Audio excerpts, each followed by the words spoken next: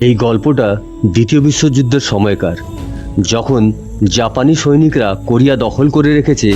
হঠাৎ তাদের কাছে একটা গোপন খবর আসে, 48 ঘন্টার ভেতরে সবকিছু গুছিয়ে জাপান ছেড়ে চলে যেতে হবে। বিশেষ এই দলটি কোনো এক গোপন পরীক্ষা নিরীক্ষা করছিল। উপরওয়ালাদের এই নির্দেশে লেফটেন্যান্ট কাতর খুব একটা পছন্দ হয়নি, কিন্তু তাদের এই আদেশটা অবশ্যই পালন করতে হবে। তিনি তখন জানতে পারেন তাদের কাছে সিরামের 12টা বোতল থাকলেও নাজিনের বোতল আছে মাত্র একটি, এবং 2টি শিশি পাওয়াও যায়নি। এই শ্রীরাম এবং নাজিনের ব্যাপারটা পরবর্তীকালে আমরা ব্যাখ্যা করব। তবে আমরা বুঝতে পারি নাজিন ব্যবহার করে অতীব শক্তিশালী কিছু একটা পরিকল্পনা করছিল জাপানিরা, কারণ লোহার দরজার ওপাশ থেকে কিছু একটা ভয়াবহ জিনিস দরজায় ধাক্কা মারছিল এবং লোহার দরজাটা বেঁকেও যাচ্ছিল। আমরা দেখতে পাই শয়ে শয়ে মৃতদেহ, যাদেরকে পরীক্ষাতে গিনিপিগ হিসাবে ব্যবহার করা হয়েছে।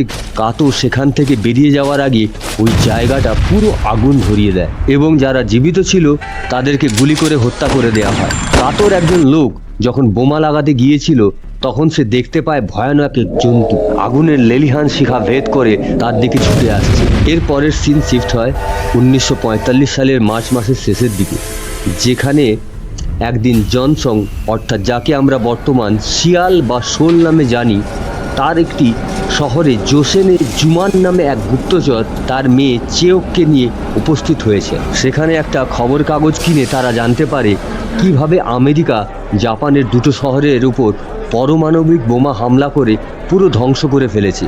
কিন্তু কোরিয়াতে থাকা জাপানি কর্তৃপক্ষ তারা এই খবরটাকে চেপে রাখার অনেক চেষ্টা করছিল, কারণ সেখান থেকে চলে যাওয়া তাদের কোনো পরিকল্পনাই ছিল না। জাপান পুলিশ রাস্তায় যারা এইসব খবর কাগজগুলো পড়ছিল তাদেরকে বিদ্রোহী ভেবে পেটাচ্ছিল এবং হামলা করে সেখানকার সব জিনিসপত্রও ভেঙে দেয়। এরপরে জাপানের পুলিশরা কোরিয়ার শক্ত সামর্থ্য পুরুষদের তুলে আনে, যাতে তারা আমেরিকার বিরুদ্ধে যুদ্ধে নামতে পারে, আর রাজি না হলে সাথে সাথে মৃত্যুদণ্ডও দেয়া হবে। প্রাণের ভয়, তাই সেই ছেলেগুলো যুদ্ধে নাম লেখাতে বাধ্য হয়। এরপরে আমরা জাং তেসাং নামে এক যুবককে দেখতে পাই। জাপানি পুলিশ কমিশনার ইশিকাওয়া ধরে এনে তার উপর পাশবিক অত্যাচার করছিল। জাং তেসাংয়ের অ্যান্টিক জিনিসের ব্যবসা ছিল এবং যে কোনো কাউকে খুঁজে আনার জন্য সে পারদর্শী ছিল, কিন্তু পুলিশ কমিশনার ভাবে জাং তেসাং তার স্ত্রী মায়েদার সাথে পরকীয়া করছে, সেই জন্য তার উপর এরকম মানবিক এবং পাশবিক অত্যাচার করা হয়। কিন্তু পরমুহূর্তে তেসাং জানতে পেরে যায় তাকে একে ধরে আনার পেছনে অন্য কোনো কারণ রয়েছে, কারণ তার স্ত্রীর সাথে ভুলেও কেউ প্রেম করার সাহস পাবে না, এটা সবাই জানতো।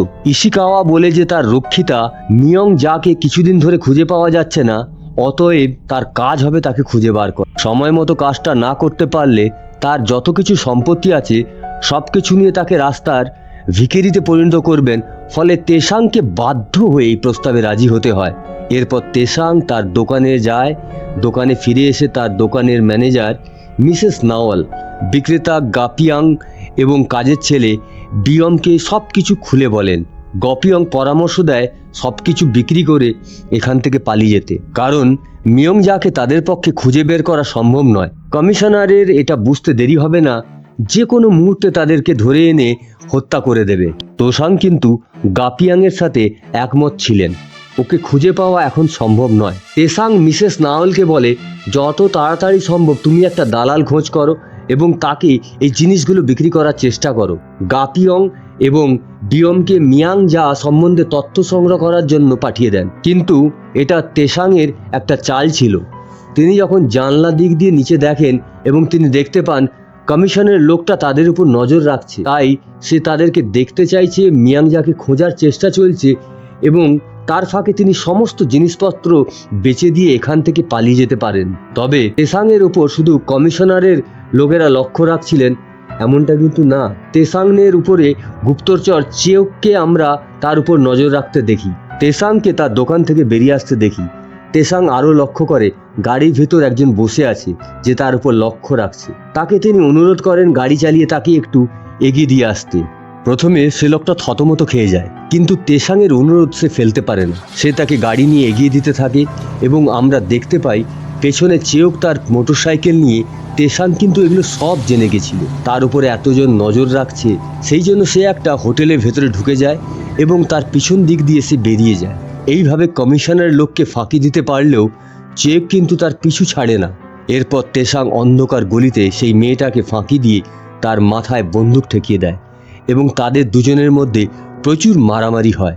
তারা দুজনে ভালো লড়াকু বলে মারামারি চলছিল অনেকক্ষণ ধরে। বেশি মারামারি করার পরেও কেউ জয়লাভ করবে না এটা ভেবে তেসাং তার মারামারিটা বন্ধ করে দেয় এবং চেয়োককে জিজ্ঞেস করে সে তার পিছু কেন সে বলে সাচিমতো নামে একজন চিত্রকারকে তারা খুঁজছে, তাকে খুঁজে বের করতে পারলেই তাকে অনেক পয়সা দেওয়া হবে। তেসাং ভাবতে থাকে এইসব ছোটোখাটো কাজ করে তার কোনো লাভ নেই, এতে খাটতে হবে অনেক বেশি কিন্তু পয়সা একদম নেই। তেসাং সেই লোকটাকে কোনো মতে চিনতে পারে না, কারণ সরকারি অফিসে বা সেনাবাহিনীতে এই লোকের নামটা সে আগে কখনো শোনেনি। তেসাংয়ের এরকম আচরণ চেয়োক কিন্তু খুবই বিরক্ত হয়ে যায়। তার মা গত 10 বছর ধরে নেই, নিখোঁজ না হলে সে সাচিমতোর খোঁজ করতো না। তখন তেসাং ভাবতে থাকে চেয়োকের মা সাচিমতো লোকটার সাথে পালিয়ে গেছে। এই কথাটা শোনা মাত্র চেয়োক তেসাংয়ের গালে কষিয়ে একটা চড় দেয়। সে বলে আমি তোমাকে অনেক ভালো মানুষ ভেবেছিলাম, কিন্তু তুমি ভালো মানুষ নয়, তুমি একটা খারাপ মনের লোক। তেসাং তখন চেষ্টা করে মেয়েটার চোখের প্রশংসা করে তাকে শান্ত করতে, কিন্তু তেসাংয়ের কথায় কোনো রকম উত্তর না দিয়ে সেখান থেকে সে চলে যায়। তেসাংয়ের ম্যানেজার মিসেস নাওল যখন দালালের সাথে বসে এই ঘটনাগুলো বলতে থাকে, সেই লোকটাকে বলে পালিয়ে যাওয়ার থেকে মিয়াংজা নামে যে মহিলাটা আছে তাকে খুঁজে বের করাটা তাদের পক্ষে উচিত হবে। সে বলে বর্তমান শহরে বেশ কিছু গুপ্তচর এসে পৌঁছেছে এবং তারা এই কাজে অনেক পারদর্শী। এরপর মিসেস নাওল বলে ঠিক আছে, তুমি তাহলে আমাকে ওই গুপ্তচরের সাথে পরিচয় করিয়ে দাও। এরপর এক হাসপাতালে মাটির নিচে একটা গুপ্ত জায়গা দেখতে পায়। 4 জন মহিলাকে বন্দি বানিয়ে রাখা হয়েছে, তাদের মধ্যে ইশিকাওয়ার রক্ষিতা মিয়াংজা ছিল। কিছু পরে সেখানে জেনারেল কাতোকে আমরা দেখতে পাই।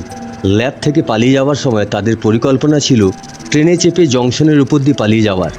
হয়তোবা জাপান যাওয়ার আগে তারা পরিকল্পনা করছিলেন নতুন করে পরীক্ষা নিরীক্ষার কাজ শুরু করবেন, কারণ ওই বন্দি মেয়েগুলি থেকে একটা কম বয়সী মেয়ে এবং একটা মহিলাকে সে নির্বাচন করবে। এরপর তাদের দুজনকে আলাদা করে পাশাপাশি দুটি কক্ষে বন্দি করা হয়। এখানে আগে থেকে সেই মেয়েগুলির জন্য অল্প খাবার রাখা ছিল। অভুক্ত মেয়েগুলো যখন সেই খাবারের উপর ঝাঁপিয়ে পড়ে তখন কাতর সেই হাসি বলে দিচ্ছিল এই খাবারের ভেতরে মেশানো হয়েছে নাজিন। কারণ পরবর্তী দৃশ্যে আমরা দেখতে পাই 8টি বোতলের ভেতরে 4টি বোতল একেবারে খালি। তেসাং বাড়ি ফিরে আসে এবং সেখানে মিসেস নাউলের সাথে তার দেখা হয়। নাউল তাকে জানায় সে দুজন গুপ্তচরকে এখানে এনেছে যে তাদেরকে মিয়াংজাকে খুঁজতে সাহায্য করবে। তেসাং দেখে সেই গুপ্তচরের মধ্যে একজন হলো চেয়োক, তাই উপায় না দেখে তাদের সাথে কথা বলতে রাজি হয়ে যায়। তবে স্বভাবমতো গুপ্তচরের কর্মদক্ষতা নিয়ে তাদের উপর ক্রমশ প্রশ্ন তুলতে থাকে। তখন চেয়োক রেগে গিয়ে সেখান থেকে চলে যেতে চাইছিল, কিন্তু জুমান তাকে থামিয়ে দিয়ে তাকে বলে গত 10 বছরে 200 লোককে খুঁজে ফেলার দায়িত্ব পেয়েছিল। তারা জীবিত এবং মৃত 140 জনকে তাদের আত্মীয় স্বজনের কাছে ফিরিয়ে দিতে পেরেছে। এরপর তারা দুজন সেখান থেকে চলে যেতে চাইছিল। সেই সময় তেসাং তাকে বলে সাচিমতোকে খুঁজে পেতে হলে তার সাহায্য অবশ্যই দরকার পড়বে, কারণ জাপান প্রশাসনের সাথে তার ভালো ওঠা বসা আছে। তখন চেয়োক তাকে জিজ্ঞেস করে কেন তিনি নিজে মিয়াংজাকে খুঁজে বের করছেন না, কারণ তার ধারণা মেয়েটা এখন আর বেঁচে নেই, কারণ বেঁচে থাকলে তার চোখে অবশ্যই পড়তো। তাই তেসাং বলে যে করে হোক তারা যেন ওই মৃত কিংবা জীবিত মেয়েটাকে নিয়ে তাদের কাছে আসুক এবং তার বিনিময়ে সাচিমতোকে খুঁজতে সে সাহায্য করবে বা তার খবর দেওয়ার চেষ্টা করবে। এরপর তেসাং বলে প্রয়োজনে তার মাকেও সে খুঁজে বার করার সাহায্য করবে। এই প্রস্তাবের পর জুমান এবং চেয়োক এই প্রস্তাবে রাজি হয়ে যায়। এদিকে জেলখানায় নাজিল গ্রহণ করার ফলে দুটি মেয়ের মধ্যে একজন পুরোপুরি পাগল হয়ে যায়।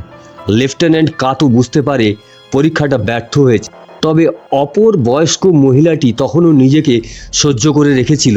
তাই কাতো তার সহকারীকে নির্দেশ দেয় এবার মেয়েটার উপর শ্রীরাম প্রয়োগ করতে। অবশেষে আমরা সাচিমতোকে দেখতে পাই। তার কাজ ছিল জেনারেল কাতোর সব পরীক্ষা নিরীক্ষার সমস্ত রকম ছবি এঁকে রাখা। সাচিমতো এইসব কাজ করতে রাজি ছিল, কারণ তার খুব আর্থিক সমস্যা ছিল। যদিও চাকরির প্রথম দিন এক জীবিত ব্যক্তির পেট ছুরি দিয়ে কাটতে দেখে তার অবস্থা খুবই খারাপ হয়ে যায়। তখন এক মহিলা তাকে সাহস জুগিয়েছিল আর ওই মহিলাটা লেফটেন্যান্ট কাতর, দুজন বন্দীদের মধ্যে একজন। সেই সেলের সামনে আনা হয় যেখানে বন্দীদের ওপর নাজিম এবং সিরাম প্রয়োগ করা হয়েছে। জায়গাটা অন্ধকার, চিত্রকর প্রথমে কিছুই দেখতে পায় না। পরে যখন টর্চ জ্বালিয়ে সেলের ভেতর দেখার চেষ্টা করে সেখানে কি আছে আঁকার মতো, তবে ভেতরের দৃশ্য দেখে তার দম বন্ধ হয়ে আসছিল। একটি মেয়ে সেখানে মরে পড়ে আছে এবং পুরো সেলের ভেতর ছোপ ছোপ রক্তের দাগ দেখে মনে হয়েছিল ভয়ঙ্কর কোনো এক বন্য জন্তু তার উপরে ভীষণ আক্রোশে আক্রমণ চালিয়েছিল। এরপর সচিমতো আলোটা যখন উপরের দিকে ফেলে তখন দেখতে পায় উপর থেকে টপ টপ করে রক্ত পড়ছে এবং ভয়ঙ্কর নারকীয় পিশাচ ছুটে এসে তার উপর আক্রমণ করে দেয়। যদিও সে বেঁচে যায় কারণ সে সেলের অপর পাশে ছিল। শয়তানটা সচিমতোকে ধরতে পারছিল না, কিন্তু তার বড় বড় হাত ও ভয়াবহ নখ দেখে সে ভয় পেয়ে যায়। ভীষণ ঘাবড়ে গিয়ে সেদিকে তাকাতেই জন্তুটা এরপর তাকে ধরতে পারে না। একটু পরে যখন সে শান্ত হয়ে যায় তখন সচিমতো লক্ষ্য করে তার গলায় একটা লকেট ঝুলছে। লকেটটা ওই মহিলাটার গলায় দেখেছিল যে তাকে সাহস জুগিয়েছিল। আমরা বুঝতে পারি সেই মহিলাটা এখন দানবে পরিণত হয়েছে। এরপরে আমরা চেয়ককে দেখতে পাই, সে তেসাংকে এখনো বিশ্বাস করতে পারছিল না। সে মনে করে লোকটা কোনো কাজের না, কিন্তু তার বাবা যখন তারা সেই লোকটার সাথে চুক্তি করে ফেলেছে তাদের আর কথা ভেবে লাভ নেই, তাকে দেওয়া কথা তাদের পালন করতেই হবে। এরপরে চিয়ং বেরিয়ে পড়ে মিয়ংজা সম্বন্ধে খোঁজ খবর করার জন্য। যেহেতু কমিশনারের সাথে তার প্রেম ছিল সেই জন্য কমিশনারের বাড়ি থেকেই শুরু করে তারা ওখানে একজন লোককে ধরে জানতে পারে মিয়াংজাকে কমিশনারের স্ত্রী একদিন ডেকে পাঠিয়েছিলেন। তাকে হাসপাতালে পাঠিয়ে দেওয়া হয়। এরপর থেকে মেয়েটাকে আর কখনোই দেখা যায়নি। সব খবর তেসাংয়ের কাছে পৌঁছে দেওয়ার পরে সে বিশ্বাস করতে পারে না কমিশনারের স্ত্রী এরকম কিছু একটা করতে পারে। চেয়ক বলে মিয়াংজাকে খুঁজে বের করতে হলে ওই হাসপাতালে তাদের একটা খোঁজ খবর পাঠাতে হবে, কিন্তু সেটা জাপানি সেনা এবং উপরের সরকারি কর্মীদের জন্যই বরাদ্দ ছিল। সাধারণ মানুষের সেখানে ঢোকা একদম নিষেধ ছিল। এরপর তেসাং তার বন্ধু জুমতাকের কাছে গিয়ে হাজির হয়। জুমতাকের পরিবার সরকারি কাজে যুক্ত বলে হাসপাতালে যাওয়া আসার অনুমতি রয়েছে। এরপর তেসাং তার বন্ধুকে বেশ কিছু টাকা দিয়ে বলে, তুমি এই টাকাটা মুক্তিযোদ্ধাদের দেবে না নিজে মস্তিতে খরচা করবে সেটা জেনে আমার কোনো লাভ নেই, কিন্তু তাকে হাসপাতালে ঢোকার একটা পারমিট এনে দিতেই হবে। এরপর জুমতাক তাকে জিজ্ঞেস করে সেখানে ঢুকতে যাওয়ার উদ্দেশ্যটা কি, কিন্তু তেসাং এই ব্যাপারে তাকে কিছু বলতে চায় না। জুমতাকের মনে সন্দেহ থাকলেও সে দেখে দেশের জন্য তার বন্ধু এতগুলো টাকা দিতে রাজি আছে, সেই জন্য সে তাকে হাসপাতালে ঢোকার পারমিটটা করে দেয়। এরপর তেসাং, গাপিয়াং জোসেন এবং চেয়ককে নিয়ে সেই হাসপাতালের উদ্দেশ্যে রওনা হয়ে যান। চেয়ককে একজন সম্ভ্রান্ত মহিলার সাজ পোশাক দেখে তেসাং নিজের চোখকে বিশ্বাস করতে পারছিল না। চেয়ক তাকে কোনো রকম পাত্তাই দেয় না। তেসাংয়ের কাছে গেট পাস থাকার জন্য ভেতরে ঢুকতে তাদের কোনো অসুবিধা হয় না। এরপর ভেতরে ঢুকে গাপিয়ং চিৎকার করে পেট ব্যথার একটা দারুণ অভিনয় শুরু করে দেয়। তাকে সাহায্য করার জন্য সবাই যখন তার দিকে এগিয়ে যায় তখন চেয়ক সেই রেকর্ড রুমে ঢুকে যায়। মিয়াংজাকে কোথায় রাখা হয়েছে সেটা জানতে হবে, তবে একজন সাফাই কর্মী তাকে দেখে ফেলেছিল রেকর্ড রুমে ঢোকার সময়। এরপর ওই লোকটা চেয়কের কাছে চলে আসে এবং তাকে জেরা করতে থাকে ওই নিষিদ্ধ জায়গায় সে কি করছে। চেয়কের বাবা এসে উপস্থিত হয় এবং সেই লোকটার মাথায় পিস্তল ঠেকিয়ে দেয়। এরপরে ওই সাফাই কর্মী তার নিজের পরিচয় দেয়। লোকটা কোরিয়ান মুক্তিবাহিনীর লোক। পেট ব্যথা সারানোর জন্য একটা ডাক্তার সেখানে চলে আসে এবং একটা বড় ইঞ্জেকশন নিয়ে তার দিকে এগিয়ে আসে। সেটা দেখার পরে তার পেট ব্যথা অটোমেটিক সেরে যায়। এরপর তারা চারজন যখন সিঁড়ি দিয়ে নামছিল তখন তারা একটা গুলির আওয়াজ শুনতে পায়। হাসপাতালের লোকেরা বলা বলি করতে থাকে পাশের মিলিটারি বেস থেকে ওই আওয়াজটা এসেছে। চেয়ক এবং তার বাবা বুঝতে পারে গুলিটা হাসপাতাল কক্ষে চালানো হয়েছে। এরপর তারা সিদ্ধান্ত নেয় রাতটা সেখানে কোনো রকমভাবে কাটিয়ে পুরো জায়গাটা তল্লাশি করতে হবে। সাফাই কর্মীও বলে ঠিক আছে, আমি তোমাকে সাহায্য করব, কারণ তার ভাইকেও সে খুঁজতে এসেছে। গুলির আওয়াজটা জেনারেল কাতো শুনতে পায়। সে যখন নিচে আসে তখন দেখতে পায় দানবটা সেখানে পাহারায় থাকা সৈনিকদের উপর আক্রমণ চালিয়েছে। তার রক্ত পিপাসু আক্রমণ কাতোকে ভীষণ খুশি করে দেয়। এই শয়তানকে কোনো রকমের যুদ্ধের ময়দানে আমি দিতে পারলে জয় সুনিশ্চিত। জেনারেল কাতোর সামনে সেই নরকীয় পিশাচটা আরও একটা সৈনিককে আক্রমণ করে এবং তাকে নৃশংসভাবে মেরে দেয়। জেনারেল বলে এই জন্তুটাকে এবারে শান্ত করতে হবে, তাই তারা নাইট্রোজেন গ্যাস ছড়িয়ে দিয়ে তাকে ঘুম পাড়িয়ে দেয় এবং তারপর ওই জন্তুটাকে নাইট্রোজেনের প্রলেপ দেওয়া একটা খাঁচাতে বন্দি করে রাখে। কিন্তু তাকে 4 নম্বর সেলে নিয়ে যাওয়ার সময় জন্তুটার শরীর থেকে এক ধরনের সাদা তুলোর মতো বেরিয়ে চারদিকে ছড়িয়ে পড়ছিল, যাতে মারাত্মক ধরনের বিষ রয়েছে। সেই তুলো বন্দীদের শরীরে লাগা মাত্র তারা জ্বলে পুড়ে মরে যাচ্ছিল। মিয়াংজা ব্যাপারটা বুঝতে পেরে নিজেকে সেই বিষ থেকে দূরে রাখতে সক্ষম হয়। এদিকে পুরো হাসপাতালটাকে বন্ধ করে দেওয়া হয়েছে, তাই ভেতরে থাকা জোসেন ও চেও খুবই মুশকিলে পড়ে যায় তল্লাশি চালাতে। তারা ওই লুকানোর জায়গা থেকে দেখতে পায় কিভাবে শয়ে শয়ে মৃতদেহ সারি সারি জাপান সৈনিকরা গাড়িতে করে নিয়ে যাচ্ছে অন্য জায়গায় পোড়াতে। তবে লোকগুলো যে কিভাবে মরেছে তা এখনও তাদের জানা নেই। তবে বাড়িতে থাকা টেসাংয়ের চেয়কের জন্য মন ব্যাকুল হয়ে উঠছিল। মিসেস নাউল এই ব্যাপারটা বুঝতে পারেন, সেই জন্য সে চেয়ককে পরামর্শ দিয়ে সচিমতোর খোঁজার, যেখানে তার বাবা মেয়ে নিজের জীবনকে বাজি রেখে মিয়ংজাকে খুঁজে বের করার চেষ্টা করছে। সেখানে তেসাং এখনও প্রেম ভালোবাসার চিন্তায় ব্যস্ত। পরের দিন সকালে বেলা সংবাদপত্রের মাধ্যমে সবাই জেনে যায় অজানা কোনো এক রোগ, ছোঁয়াচে রোগ ছড়িয়ে পড়েছে উনসং হাসপাতালে। ফলে মারা গিয়েছে কয়েক শত মানুষ। জায়গাটা বর্তমানে জাপানি সেনারা ঘিরে ফেলেছে। কারুর ভেতরে ঢোকার কোনো অনুমতি নেই। তোসাংয়ের কাছে এই খবরটা এসে পৌঁছায় এবং সে বেরিয়ে পড়ে চেয়ককে উদ্ধারের জন্য। হাসপাতালে দেখা হওয়া একজন নার্স তার সাথে দেখা করতে আসে। নার্সটি কোরিয়ান মুক্তিবাহিনীর একজন একনিষ্ঠ সমর্থক। চেয়ক তেসাংয়ের জন্য একটা খবর পাঠিয়েছে, যেখানে বলা হয়েছে মিয়াংজাকে খুঁজে পাওয়া গেছে। নার্সটিও তেসাংকে আরও বলে হাসপাতালে জাপানিরা ভয়ঙ্কর কিছু একটা করছে, অসংখ্য মানুষ মারা গেছে এবং তাদের ব্যাপারে যারা খোঁজ নিতে গিয়েছিল তারাও মারা গেছে। তেসাং তখন চেয়কের নিরাপত্তা নিয়ে আরও অনেক বেশি ঘাবড়ে যায়। মনে মনে বলতে থাকে বিপদের মুখে তাকে একা কোনো মতে ছাড়া যাবে না। এরপর সে বাড়ি থেকে বের হয়ে পড়ে তাকে উদ্ধার করার জন্য। অন্যদিকে চেয়ক যখন হাসপাতালের ভেতরে বন্দিশালায় ঢুকে পড়েছে, হঠাৎ করে দানবীয় একটা চিৎকার ভেসে আসে পেছন থেকে। চেয়ক ভীষণ ঘাবড়ে গিয়ে সেদিকে তাকাতেই জাপানি সেনাবাহিনীর সৃষ্টি দানবটাকে নাইট্রোজেন গ্যাস ভর্তি খাঁচায় ভরে বেসমেন্টের অনেক গভীরে একটা বিশেষ সেলে নিয়ে যাওয়া হচ্ছিল। তার শরীর থেকে বেরোনো সাদা তুলোর মতো আঁশগুলোর স্পর্শে অনেকগুলো মানুষ মারা যায়। ওই হাসপাতালের নিচে 4টি লেভেল আছে। জন্তুটাকে যখন 4 নম্বর লেভেলে নিয়ে যাওয়া হচ্ছিল, তখন হঠাৎ করে দরজার খাঁচায় আটকে ভেতরে থাকা নাইট্রোজেন গ্যাসের সরবরাহ বন্ধ হয়ে যায়, যার ফলে জন্তুটা আবারও জেগে ওঠে এবং তার ভয়ঙ্কর সুরগুলো দিয়ে আক্রমণ করে। সেখানে থাকা সমস্ত মানুষদের মেরে দেয়। উপরের কামরা থেকে লেফটেন্যান্ট কাতো এই সব কিছু পর্যবেক্ষণ করছিলেন। কিন্তু ওই জন্তুটাকে পর্যবেক্ষণ করার জন্য একটা বিশেষ সেল তৈরি করা হয়, যাতে ওপর থেকে লক্ষ্য নজর রাখা যায়। সৈনিকদের মধ্যে একজন ছিল কাতোর খুবই ভরসাযোগ্য। শুধুমাত্র সেই ছাড়া বাকি সবাই মারা যায় এবং সেও খুবই ভয়ঙ্করভাবে আহত হয়। ওই সৈনিকরা কাতোকে অনেক অনুনয় বিনয় করে, স্যার আপনি ওই জন্তুটাকে যে কোনো উপায় মেরে ফেলুন, না হলে কেউ তার হাত থেকে রক্ষা পাবে না। ভুল করে তারা অস্ত্রের নামে একটা ভয়াবহ রাক্ষসকে তৈরি করেছে। তবে কাতো অবশ্যই জন্তুটির পারফরমেন্সে দারুণ সন্তুষ্ট। কাতো সৈনিকটার কথায় খুশি হয়ে যায়। এরপর আমরা তেসাংকে দেখতে পাই সে কমিশনারের স্ত্রী মায়েদার কাছে চলে যায় এবং তার কাছ থেকে জানতে পারে মিয়াংজাকে উনসং হাসপাতালে পাঠানো হয়েছিল।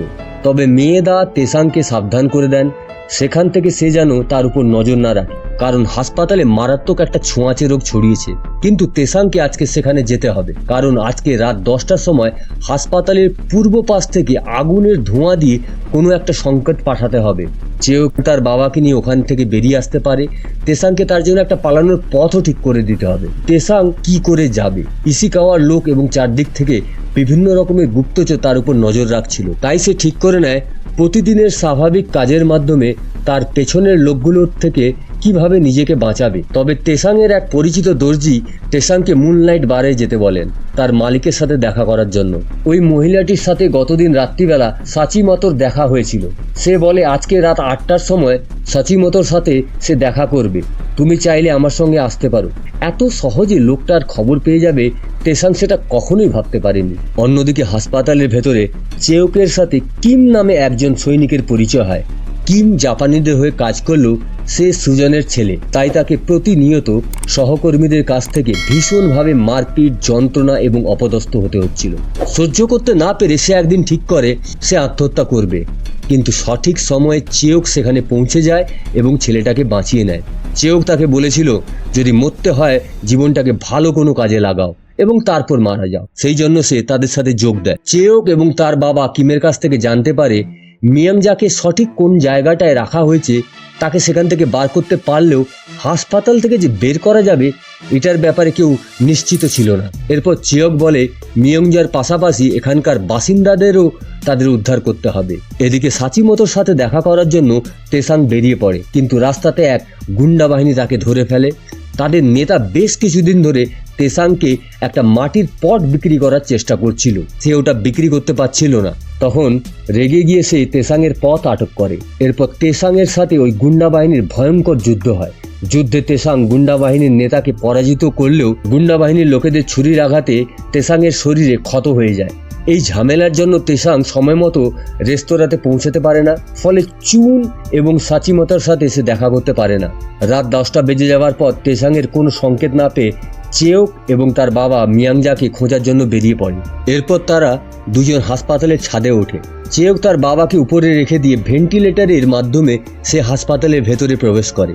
কিছু দূর যাওয়ার পর চেয়োক একটা ঘরে এসে হাজির হয়। তাকে দেখে মনে হয়েছিল সেটা একটা ল্যাবরেটরি। অনেকগুলো কাচের বোতলে মানুষের মুন্ডু কেটে সংরক্ষণ করে রাখা হয়েছে।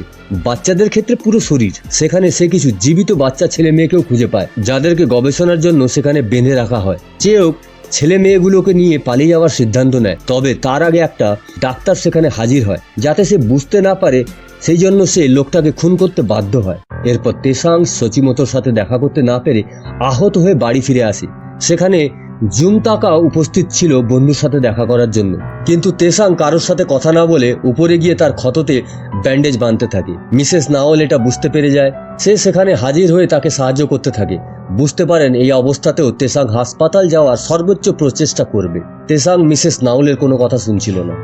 সে বলে আজকে সে যদি হাসপাতাল না যেতে পারে তাহলে ভয়ঙ্কর সমস্যার সৃষ্টি হবে।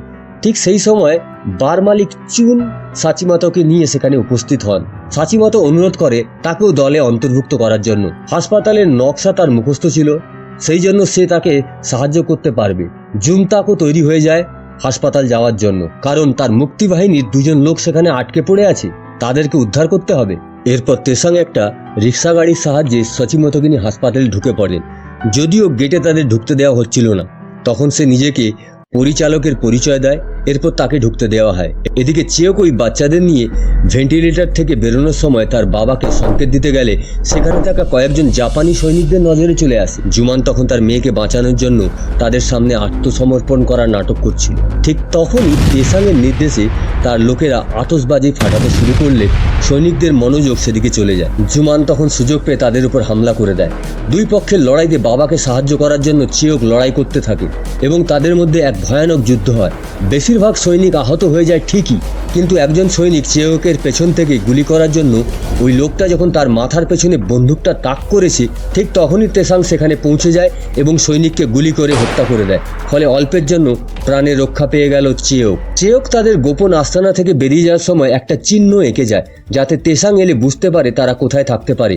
তবে চেয়োক হয়তো বরাবর চেয়েছিল তেসাংয়ের কাছ থেকে দূরে থাকতে, তবে এখন আর সেই সুযোগটাই নেই। এদিকে তেসাং দেখতে পায় মিয়াংজার বদলে চেয়োক যখন কয়েকটা বাচ্চা ছেলে মেয়েকে উদ্ধার করে নিয়ে এসেছে তখন সে খুব বিরক্ত হয়ে যায়। হাসপাতালে বাইরে নিয়ে যাওয়ার কোনো পরিকল্পনা তাদের ছিল না। সেখানে দাঁড়িয়ে থাকা চেয়োক স্পষ্ট বলে দেয় জাপানিদের হাতে এই বাচ্চাগুলোকে ছেড়ে এখান থেকে কোনো মতেই যাওয়া যাবে না। এরপর জুমান তাদের তর্ক থামিয়ে সেখানে পড়ে থাকা ওই সেনাকর্মীদের এক জায়গায় বেঁধে দেয়। এরপর তারা গোপন আস্তানায় চলে আসে। অন্যদিকে আমরা জেনারেল কাতো এবং ইচিরোকে দেখতে পাই। ইচিরো জেনারেলকে দেখাচ্ছে কিভাবে ঘন্টা বাজিয়ে ওই ভয়ঙ্কর জন্তুটাকে প্রশিক্ষণ দেওয়ার চেষ্টা করছে, যাতে ঘন্টার আওয়াজ শুনলে রাক্ষসটা তার শিকারের উপর ঝাঁপিয়ে পড়ে। তার এই প্রশিক্ষণের কারণে আরও বেশ কিছু মানুষকে ওই জন্তুটা নৃশংসভাবে হত্যা করে। তো বন্ধুরা, এখানেই শেষ হচ্ছে ইয়াং সিং ক্রিয়েচারের তৃতীয় পর্ব। টিভি সিরিজটা দারুণ জমে উঠেছে। তো পরের এই রুদ্রশ্বাস পর্ব দেখার জন্য আমাদের চ্যানেলটাকে লাইক এবং সাবস্ক্রাইব করে নোটিফিকেশন বোতামটা অন করে রেখো, যাতে পরের এপিসোডটা এসে গেলে নোটিফিকেশনটা সবার আগেই তোমাদের কাছে পৌঁছে যেতে পারে। খুব তাড়াতাড়ি ফিরে আসছি চতুর্থ পর্ব নিয়ে। সেই পর্যন্ত সবাই ভালো থাকুন, সুস্থ থাকুন। ধন্যবাদ।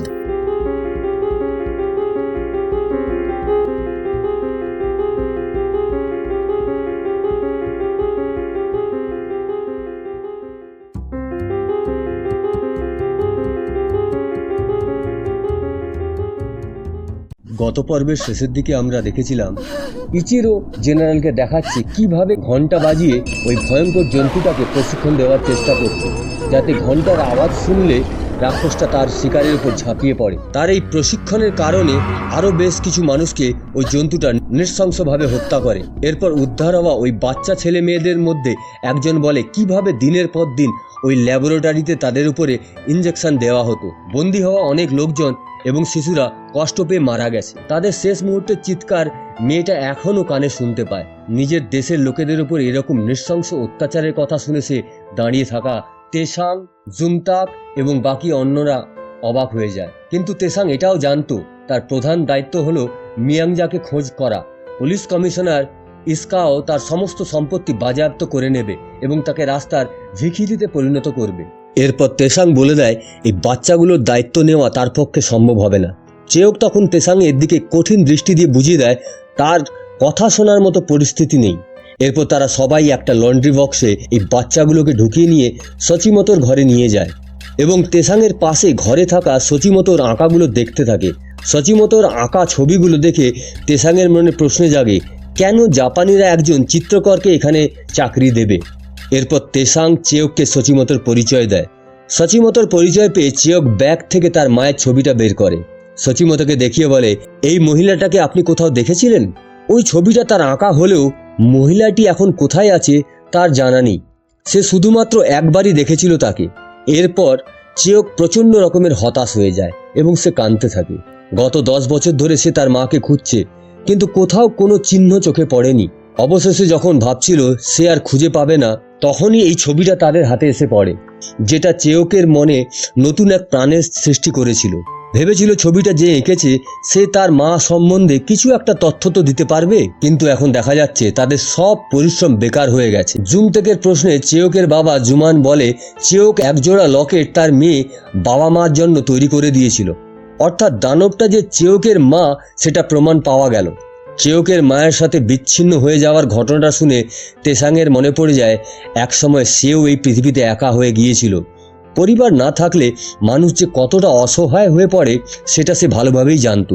এরপর তেসাং ল্যাব থেকে উদ্ধার হওয়া বাচ্চাদের মধ্যে এক কিশোরকে বলে তাকে দায়িত্ব নিতে হবে বাকিদের।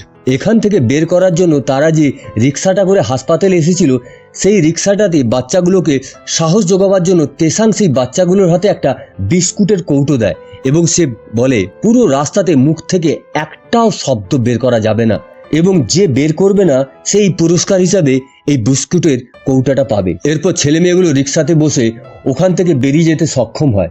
এই সময় কমিশনারের স্ত্রী মায়েদা সেখানে উপস্থিত হয়েছিল। সেই জন্য ওখানে থাকা নিরাপত্তা রক্ষীরা ওই রিক্সাটাকে তল্লাশি করার সেরকম কোনো সুযোগ পায়নি। বাচ্চাগুলো এরপর তেসাংয়ের দোকানে গিয়ে পৌঁছলে মিসেস নাওল তাদের দায়িত্ব বুঝে নেন। বাচ্চাগুলোর অসহায় অবস্থা দেখে মিসেস নাওল গাফিয়াং এবং বিয়ামকে খুবই কষ্ট লাগছিল। এদিকে সেই সৈনিক বাচ্চা মেয়েটার চিৎকার শুনতে পেয়েছিল। সে তার বস সোমাকে গিয়ে খবর দেয় বাচ্চাগুলো সচিমতোর ঘরে লুকিয়ে থাকতে পারে। এরপর সোমা তার লোক নিয়ে যখন সেখানে যায় সেখানে তল্লাশি চালিয়ে তারা তাদের সেখানে পায় না। এরপর করিডোরে চিত্রকার সাচিমতোর সাথে তাদের দেখা হয়ে যায়। সে একজন সাফাই কর্মীর সাথে কোথাও একটা যাচ্ছিল। সোমা তখন তাদের সাথে থাকা লন্ড্রি বক্স তল্লাশি চালায়, কিন্তু সে কিছুই খুঁজে পায় না। এই পুরোটা সময় তেসাং এবং চেয়ক একটা পিলারের পাশে লুকিয়েছিল। হাসপাতালে পরিচালক ইচিরো অপরদিকে যখন কাতোকে সাথে করে নতুন আরও কিছু বন্দি নিয়ে রাক্ষসটাকে প্রশিক্ষণ দেওয়ার নামে গণহত্যাকাণ্ড চালাচ্ছে, সেই সময় তার কাছে খবর আসে ল্যাব থেকে পালিয়ে যাওয়া বাচ্চাগুলো সম্পর্কে। সে তখন সেখানে পৌঁছে ডাক্তারের মৃতদেহ আবিষ্কার করে। সৈনিকদের মতে একটা কিশোর ছেলে হত্যাকাণ্ডগুলো ঘটিয়েছিল, কিন্তু এই খুনটা দেখে সে বুঝতে পেরে যায় কাজটা কোনো পেশাদার লড়াকু। সে তখন লোকেদের নির্দেশ দেয় পুরো হাসপাতালের তল্লাশি চালাতে। ঠিক সেই সময় তার কাছে খবর আসে লেডি মায়দা সেখানে চলে এসেছে। মায়দা ইচিরোকে বলে হাসপাতাল কর্তৃপক্ষ হয়তো নাও জানতে পারে, কিন্তু সে জানে এই মুহূর্তে তেসাং এই হাসপাতালে আছে। তাই সে চায় মিয়াংজাকে যেন আরও গোপন কোনো কুঠিতে লুকিয়ে রাখা হয়। তার পেটে থাকা বাচ্চাটার জন্ম নেওয়ার আগে কেউ যেন জানতে না পারে সে এখানে আছে। এরপর ইচিরো লোকেরা মিয়াংজাকে আরও গভীরের এক বন্দিশালায় পাঠিয়ে দেয়। এরপর গোপন ডেরা থেকে সাফাই কর্মী ও সচিমাতো তাদের রুমে চলে যায়, কারণ খুব বেশিক্ষণ থাকলে তাদের উপর সন্দেহ হতে পারে এরপর তারা চলে গেলে তেসাংকে জুমান একটা মানচিত্রের মাধ্যমে বুঝিয়ে দেয় মিয়াংজাকে কোথায় রাখা হয়েছে। এরপর তেসাং তাদের সবাইকে বলে, তোমরা যেহেতু চুক্তি মতো আমার কথা রেখেছো, তাহলে এবার কিন্তু আমিও চাইবো তোমরাই হাসপাতাল থেকে বেরিয়ে যাও, বাকি কাজটা আমাকে একা করতে দাও। কিন্তু এতে চেওক রাজি হয় না। মিয়াংজার খবর পেলেও মেয়েটাকে তেসাংয়ের হাতে তুলে দেওয়ার কথা ছিল তাদের, এখনও চুক্তি পুরোপুরি সম্পন্ন হয়নি। তেসাং তখন তার স্বভাব অনুযায়ী তর্ক করা আরম্ভ করেছিল, কিন্তু চেওক আবার অগ্নিমূর্তি ধারণ করে ছেলেটাকে ঠান্ডা করে দেয়। এরপর তারা সবাই ছাদে চলে যায় এবং ভেন্টিলেটরের মাধ্যমে তারা সবাই নিচে পৌঁছে যাওয়া জুমতাকে সবাই একটু এগিয়ে দিতে যেতে বলেছিল, কারণ গতবার জুমানের হাতে বন্দী হওয়ার সৈনিকগুলোকে খুন করতে পারে। তার এই বোকামিটা টাওয়ারে থাকা পাহারাদারদের চোখে পড়ে যায় এবং সে তার সাফাই কর্মীদের খোঁজ নিতে নির্দেশ দেয়। তারা সেখানে পৌঁছে সৈনিকদের মৃতদেহ এবং কোরিয়ান মুক্তিবাহিনীর পোস্টার পায়। তারা বুঝতে পেরে যায় শত্রুপক্ষ হাসপাতালের ভেতরে ঢুকে পড়েছে, যার ফলে তৎক্ষণাৎ পুরো সেনাবাহিনীকে জাগিয়ে তোলা হয় কোরিয়ানদের খুঁজে বের করার জন্য। অন্যদিকে আমরা দেখতে পাই সেই ভয়ানক দানবটা একা একাই বুঝতে পেরে যায় কিভাবে এলিভেটরের দরজা খুলে এলিভেটর ব্যবহার করতে হবে। তাই সৈনিকদের একটা দল যখন মিয়াংজাকে বন্দি করে ফিরে আসছিল, লিফটে উঠতেই ভয়ঙ্কর সেই প্রাণীটির সম্মুখীন হয়ে যায়। রাক্ষসটা তাদের খুবই নৃশংসভাবে খুন করে ফেলে। এই ব্যাপারটা জানতে পেরে ইচিরো বেসমেন্টে যাওয়ার রাস্তায় কড়া পাহারা দিতে বলেন, বাইরের কেউ যেন তাদের গবেষণা সম্পর্কে কোনো কিছু না জানতে পারে। পাশের একটা ঘর থেকে তেসাং ইচিরোর সমস্ত কথা শুনতে পাচ্ছিল, তাই তারা বুঝতে পারে এখন সিঁড়ি বা এলিভেটর ব্যবহার করে নিচের ঘরে যাওয়া সম্ভব হবে না। সেখানে মিয়াংকে আটকে রাখা হয়েছিল।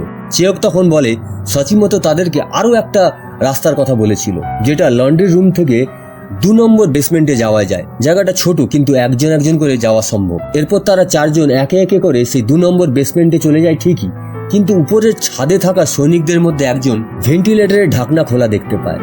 এরপর সেই সৈনিক সেই ভেন্টিলেটর দিয়ে নেমে তাদের সবার মুখোমুখি হয়ে যায়। লোকটার সাথে হাতাহাতি লড়াইতে সবাই জড়িয়ে পড়ে। চুমতাক বন্ধুদের কোনো রকম সাহায্য না করে চুপি চুপি দরজা খুলে বেরিয়ে যায়। সৈনিকটা চেওককে আঘাত করে তেসাং এর সাথে মারপিট শুরু করে দেয়, কিন্তু শেষ পর্যন্ত তেসাং এর কাছে গুলি খেয়ে লোকটা মারা যায়। তবে পিছনের পেটের ক্ষত চিহ্নটা সামনে উন্মুক্ত হয়ে পড়ে। চেওক তখন বুঝতে পারে তেসাং নিজের চিকিৎসা না করে তাদের জন্য ছুটে এসেছিল। চেওক তাই নিজে থেকে তার ব্যান্ডেজটা পুনরায় বেঁধে দিতে শুরু করে। জুমান বলে দ্রুত মিয়াংকে খুঁজে বের করতে হলে তাদের আলাদা আলাদা ভাবে খুঁজতে হবে। সে তাই একা 3 নম্বর বেসমেন্টে চলে যাবে। তারা দুজন 2 নম্বর বেসমেন্টে তল্লাশি চালাবে। তেসাং বলে ওঠে সে একাই এই কাজটা করবে। চেওককে বলে তুমি তোমার বাবার সঙ্গে যাও, কিন্তু চেওক এখন অবধি তাদের কোনো কথা শুনেনি, তাই স্বভাবতই এখনো সে তার কথা শুনবে না। এরপর সে তেসাংকে বলে তুমি আমার পিছু না। কিছু দূর এগিয়ে যেতে তেসাং সেই ভয়ানক জন্তুটার মুখোমুখি হয়ে যায়। সে এলিভেটর ব্যবহার করে উপরে উঠে এসেছিল। চোখের সামনে ভয়ানক জন্তুটাকে দেখে তেসাংয়ের হার্টফেল হয়ে যাওয়ার দশা। তার গলা শুকিয়ে আসছিল, তার মুখ থেকে কোনো আওয়াজই বেরোচ্ছিল না, কোনো রকম নাড়াচাড়া করার শক্তিও পাচ্ছিল না। দানবটা এরপর ভীষণ আক্রোশ নিয়ে তেসাংয়ের দিকে এগিয়ে আসতে থাকে।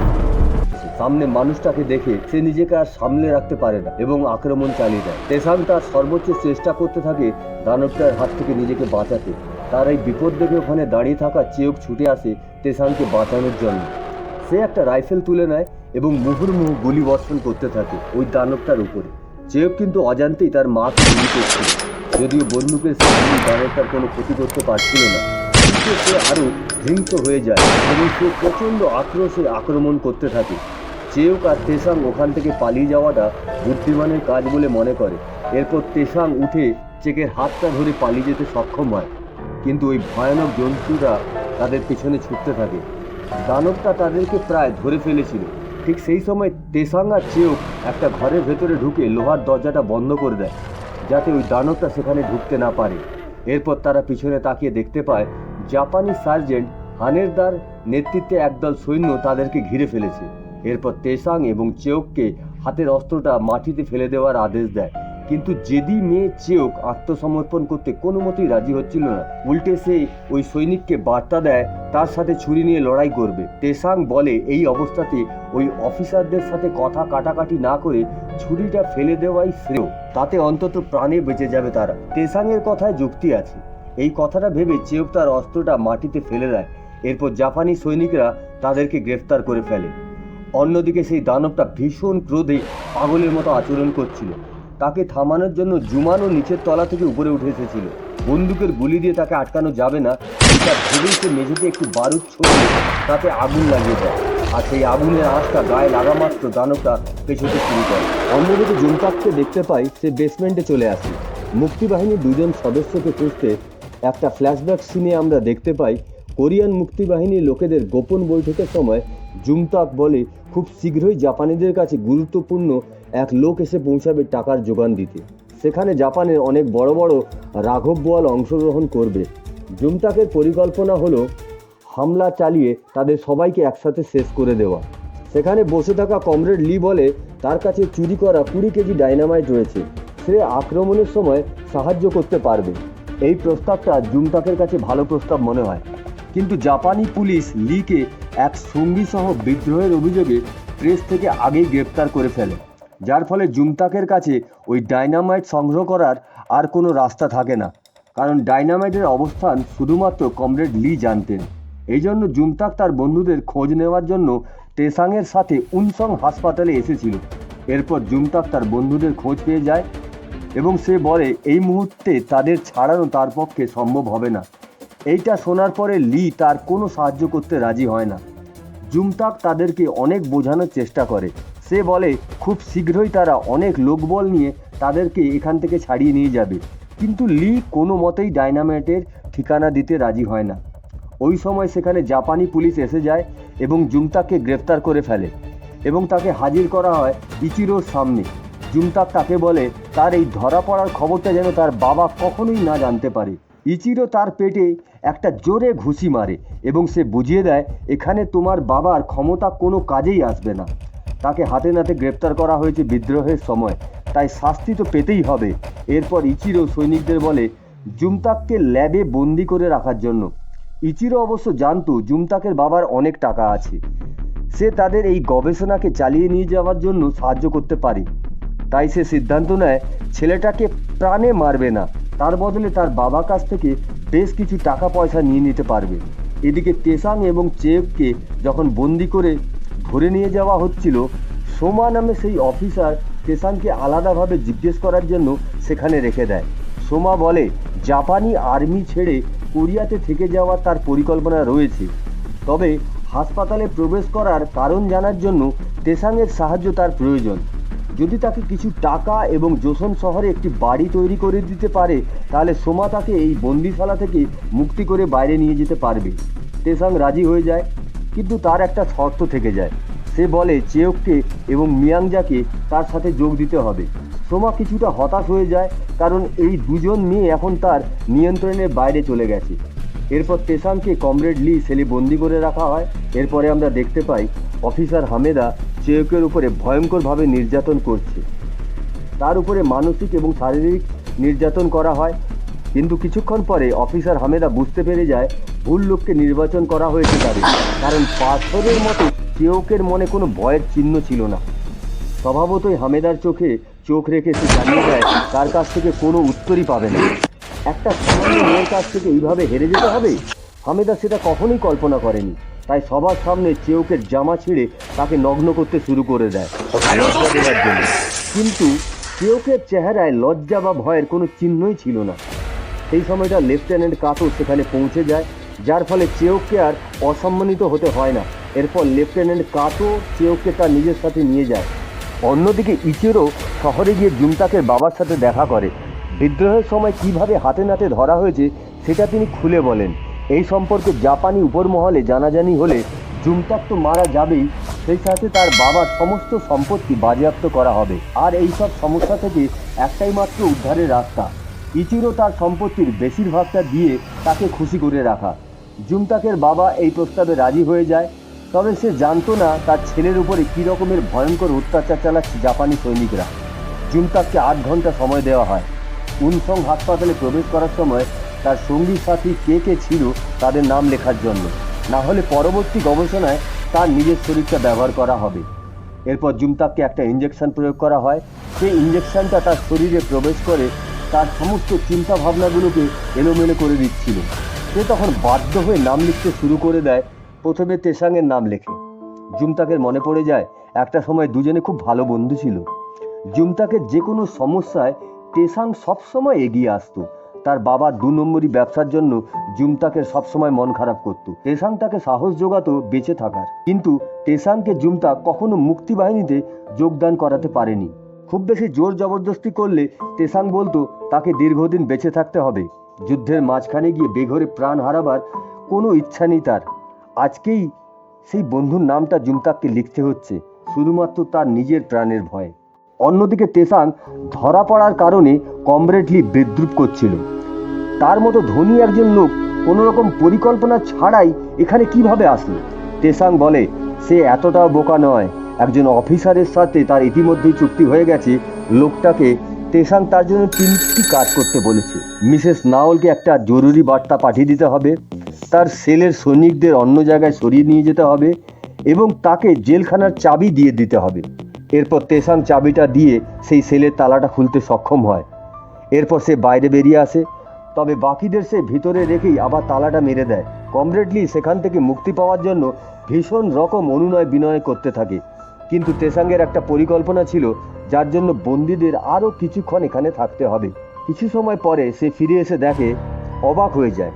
বন্দীদের উদ্ধার করে নিয়ে যাবে, তারা তেসাংয়ের এই কথাতে বিশ্বাস করতে রাজি হচ্ছিল না। তাই কমরেড লির হাতে চাবিটা দিয়ে বলে সে যদি 30 মিনিটের ভেতরে এখানে না আসতে পারে তাহলে তারা যেন এখান থেকে বেরিয়ে চলে যায়। অন্যদিকে লেফটেন্যান্ট কাতো জেরা করছিল চেয়োকের এখানে আসার পেছনের কারণ জানতে। মেয়েটাকে দেখে তার খুব চেনা চেনা লাগছে, বুঝতে পারছে না কোথায় এর আগে তাদের দুজনের দেখা হয়েছে। চেয়োক তাকে বলে এখানে আসার তার মূল কারণ হলো তার মাকে খুঁজে বের করা। মহিলাটার নাম শুনে কাতরের কেন মনে হয়েছে তাকে চেনা চেনা লাগছে, কারণ তার মাকেই তারা দানবে রূপান্তরিত করেছে। সাথে সাথেই কাতর মাথায় একটা নতুন পরিকল্পনা এসে যায়। ভাবতে থাকে একটা দানবকে যদি আগুনে পুড়িয়ে দেওয়া যায় তাহলে সে খতম হয়ে যাবে। যদি আমরা অনেকগুলো এরকম ভয়ানক দানব তৈরি করতে পারি তাহলে তো কেল্লা ফতে। যেহেতু চেয়োকের মা দানব হতে পেরেছে সেহেতু তার মার শরীরের রক্ত তার শরীরেও বইছে, অতএব চেয়োকও দানবে রূপান্তরিত হতে পারে। এরপর কাতো বুদ্ধি করে একটা কাপে জল দেওয়ার নাম করে ওটাতে নাজিন ভরে দেয়, তবে তার পরিকল্পনা ভেস্তে যায়, কারণ ওই জলটা চেয়োক মুখেই দেয় না। এরপর তাকে একটা সেলে বন্দি করা হয়। সেই সেলে হঠাৎ করে তার চোখে পড়ে যায় একটা জায়গায় কিছু লেখা আছে। সে সামনের দিকে যেতে দেখতে পায় তার মা দেওয়ালে ভালোবাসার কিছু কথা লিখে গেছে। তার মানে তার মাও একসময় এই সেলেই বন্দি ছিল। তার মায়ের এইরকম দুরবস্থার কথা শুনে চেয়োকের মন একেবারে কাঁচের টুকরোর মতো ভেঙে যায়। এরপর সে অঝোর নয়নে কাঁদতে শুরু করে দেয়। রক্ত দিয়ে লেখা সেই কথাগুলো সে আবেগে স্পর্শ করতে থাকে। অন্যদিকে তেসাং লুকিয়ে লুকিয়ে দেখছিল কোথায় আটকে রাখা হয়েছে চেয়োককে। তাই পাহাড় দেওয়া 2 সৈনিককে কৌশলে অজ্ঞান করে সেলে ঢুকে পড়ে তাকে সেখান থেকে বের করে নিয়ে যাওয়ার জন্য। তেসাংয়ের পরিকল্পনা ছিল মেয়েটাকে নিয়ে এখান থেকে চলে যাওয়ার, কিন্তু চেয়োক যেন তার অস্তিত্বটাই টের পাচ্ছিল না। সে নিজেকে খুব একা মনে করে। সে বলে তার মাকে এখানে আটকে রাখা হয়েছিল। এইটা শোনার পরে তেসাংয়েরও খুব খারাপ লাগছিল, কিন্তু তার দায়িত্ব ছিল খুব নিরাপদে এখানে থাকা সমস্ত লোকেদের বের করে নিয়ে যাওয়া। চেয়োক তার সাথে চলে যেতে রাজি হয় না। এত দূর এসে মায়ের কোনো খবর না নিয়ে সে এখান থেকে যাবে না। তেসাং তার সেই পুরনো স্বভাব অনুযায়ী আবার তর্ক করতে শুরু করে দেয়। চেয়োকের কিছু হলে তার কি হবে এটা সে বলতে চাইছিল, কিন্তু অর্ধেকটা শুনেই চেয়োক তাকে আর কোনো কিছুই বলতে দেয় না। তেসাংকে শক্ত করে জড়িয়ে ধরে। মেয়েটার কাছ থেকে এটাই ছিল তার প্রথম ভালোবাসার স্পর্শ। তাই তেসাং কিছুটা থতমত খেয়ে যায়। সে ভেবে উঠতে পারে না সে কি করবে। এরপর চেয়োক তাকে ধন্যবাদ দেয় তাকে এখানে পৌঁছে দেওয়ার জন্য, কিন্তু নিজের মায়ের খবর না জেনে সে কখনোই এই হাসপাতাল থেকে বের হবে না। তেসাং ওই ব্যাপারটা বুঝতে পেরে সে আবারও চেয়োককে কাছে টেনে নেয় এবং তাকে জড়িয়ে ধরে।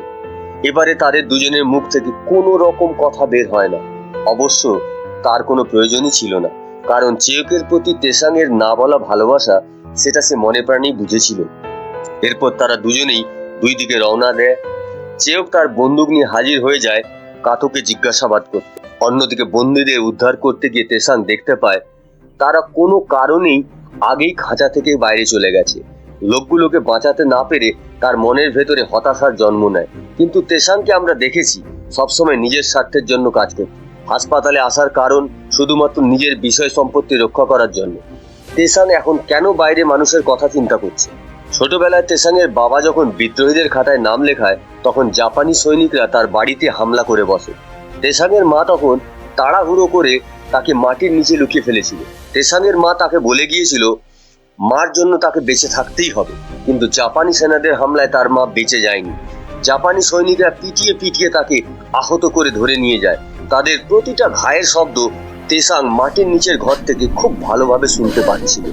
প্রচন্ড রকমের কষ্ট হচ্ছিল তার, কিন্তু বের হয়ে আসার সাহস পায়নি, কারণ তার মায়ের আদেশ ছিল বাইরে না বেরোনোর এবং বেঁচে থাকার। এই জন্য তেসাং বড় হওয়ার পরে আমরা দেখেছি তার নিজের স্বার্থকে সবসময় সবার আগে এগিয়ে রাখে। সে মাকে বলেছিল আমি বেঁচে থাকবো, কিন্তু মনের দিক থেকে সে কোনোদিনও স্বার্থপর ছিল না এবং সে সবসময় চেষ্টা করেছে সুযোগ পাওয়া মাত্র মানুষদের সাহায্য করতে। চেয়োক প্রথমে তাকে ভুল বুঝেছিল, কিন্তু পরবর্তীকালে তার আসল রূপটা তার কাছে ধরা পড়ে যায়। এই জন্য তেসাংয়ের প্রতি তার একটা দুর্বলতা জন্মেছে। তেসাং অনেক খোঁজাখুঁজির পর বন্দীদের বের করতে সক্ষম হয় যখন জাপানিরা পালিয়ে যাওয়ার জন্য তাদেরকে খুন করতে চাইছিল। তেসাং সৈনিকদের উপরে আচমকা হামলা করে তাদের সবাইকে বাঁচিয়ে নেয়, কিন্তু তখনই নতুন এক বিপদ সামনে এসে যায়। সেই ভয়ঙ্কর বিভীষিকার মতো দানবটা তার সামনে চলে আসে। তেসাংকে দ্বিতীয়বার মুখোমুখি হতে হয়। সেই রাক্ষসকে কয়েক রাউন্ড গুলি চালিয়ে সেই বন্দীদের নিয়ে সেখান থেকে পালিয়ে যেতে থাকে। লির সহকর্মীর পায়ে ব্যথা লাগার জন্য কোন রকম ভাবে দৌড়াতে পারছিল না, সেই জন্য তেসাং এবং লি তাকে ধরে নিয়ে ছুটছিল, কিন্তু এতে তাদের গতি অনেক কমে যায়। এরপর সেই ভয়ঙ্কর রাক্ষসটা লিয়ের বন্দুকে তার ভয়ঙ্কর সুর দিয়ে আঘাত করে এবং তাকে টেনে নিয়ে যায়।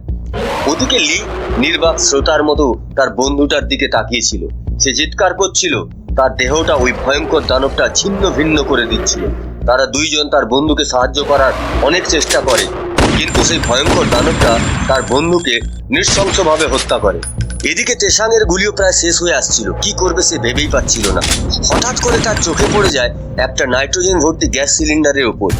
এই সিলিন্ডারটা সে প্রথম থেকেই বন্দিশালায় দেখে এসেছে, তার মানে এই নাইট্রোজেন ব্যবহার করে সে জন্তুটাকে নিয়ন্ত্রণ করেছে জাপানিরা।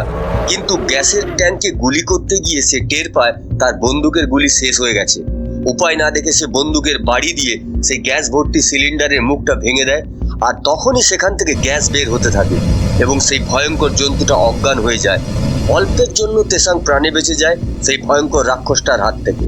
অন্যদিকে চেয়োকের বন্দুকের সামনে কাতো ভয়ে মুখ খুলে দেয় এবং সে বলে কিভাবে ওই নাজিন নামক প্রাণীটি মানুষের শরীরে ঢুকিয়ে দেওয়া হয় এবং সেটা মানুষের মস্তিষ্কে আঘাত করে। অর্থাৎ নাজিন যদি একবার মানুষের মস্তিষ্কে কোনো রকম ভাবে দখল নিতে পারে, তাহলে ওই মস্তিষ্কে সে মিউটেশন বা পরিব্যক্তি ঘটাতে পারে, যার ফলে সেই মানুষটির দেহে এক ধরনের পরিবর্তন ঘটে এবং সে এক ভয়ানক দানবে রূপান্তরিত হয়। এরপরে পৃথিবীতে রাজত্ব করার তার কামনা বাসনার লোভে পড়ে সে সকল জীবন্ত প্রাণীকে নিজের শত্রু মনে করে আক্রমণ করে বসে। অন্যদিকে চেয়োক লেফটেন্যান্ট কাতোর বক্তৃতাতে খুবই বিরক্ত হয়ে গেছিল। সে এগুলো শুনতে চাইছিল না, সে শুধু তার মায়ের খোঁজটা নিতে চাইছিল, যাকে এই অভিশপ্ত হাসপাতালে বন্দি করে রাখা হয়েছিল। কাতো তাকে বলে তার এই নতুন গবেষণা খুব শীঘ্রই মানব জীবনকে নতুন এক পৃথিবীর সৃষ্টি করতে সাহায্য করবে, আর সেই দুনিয়া হাসিল করতে চেয়োকের মায়ের সহযোগিতা তাদের প্রয়োজন ছিল। তাই তারা তাকে নিষ্ঠুর এই দানবে রূপান্তরিত করেছে। অর্থাৎ যে দানবের সাথে এতক্ষণ লড়াই করে এসেছে সে আসলে তার নিজেরই মা। অবিশ্বাস্য এই ঘটনা জানতে পেরে চেয়োকের চোখ ছানা বড়া হয়ে যায়, তার মনের ভেতরে বিস্ফোরণ হয়ে যায়। সে এখন কি করবে, তার মাকে কিভাবে বাঁচাবে, কিছুই বুঝে উঠতে পারে না।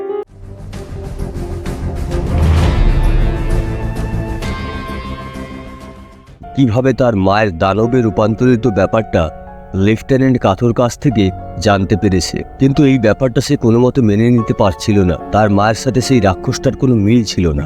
কাথো তখন বলে সে রাক্ষস নয়, সে দেবী, যে যুদ্ধে তাদের হয়ে লড়াই করবে।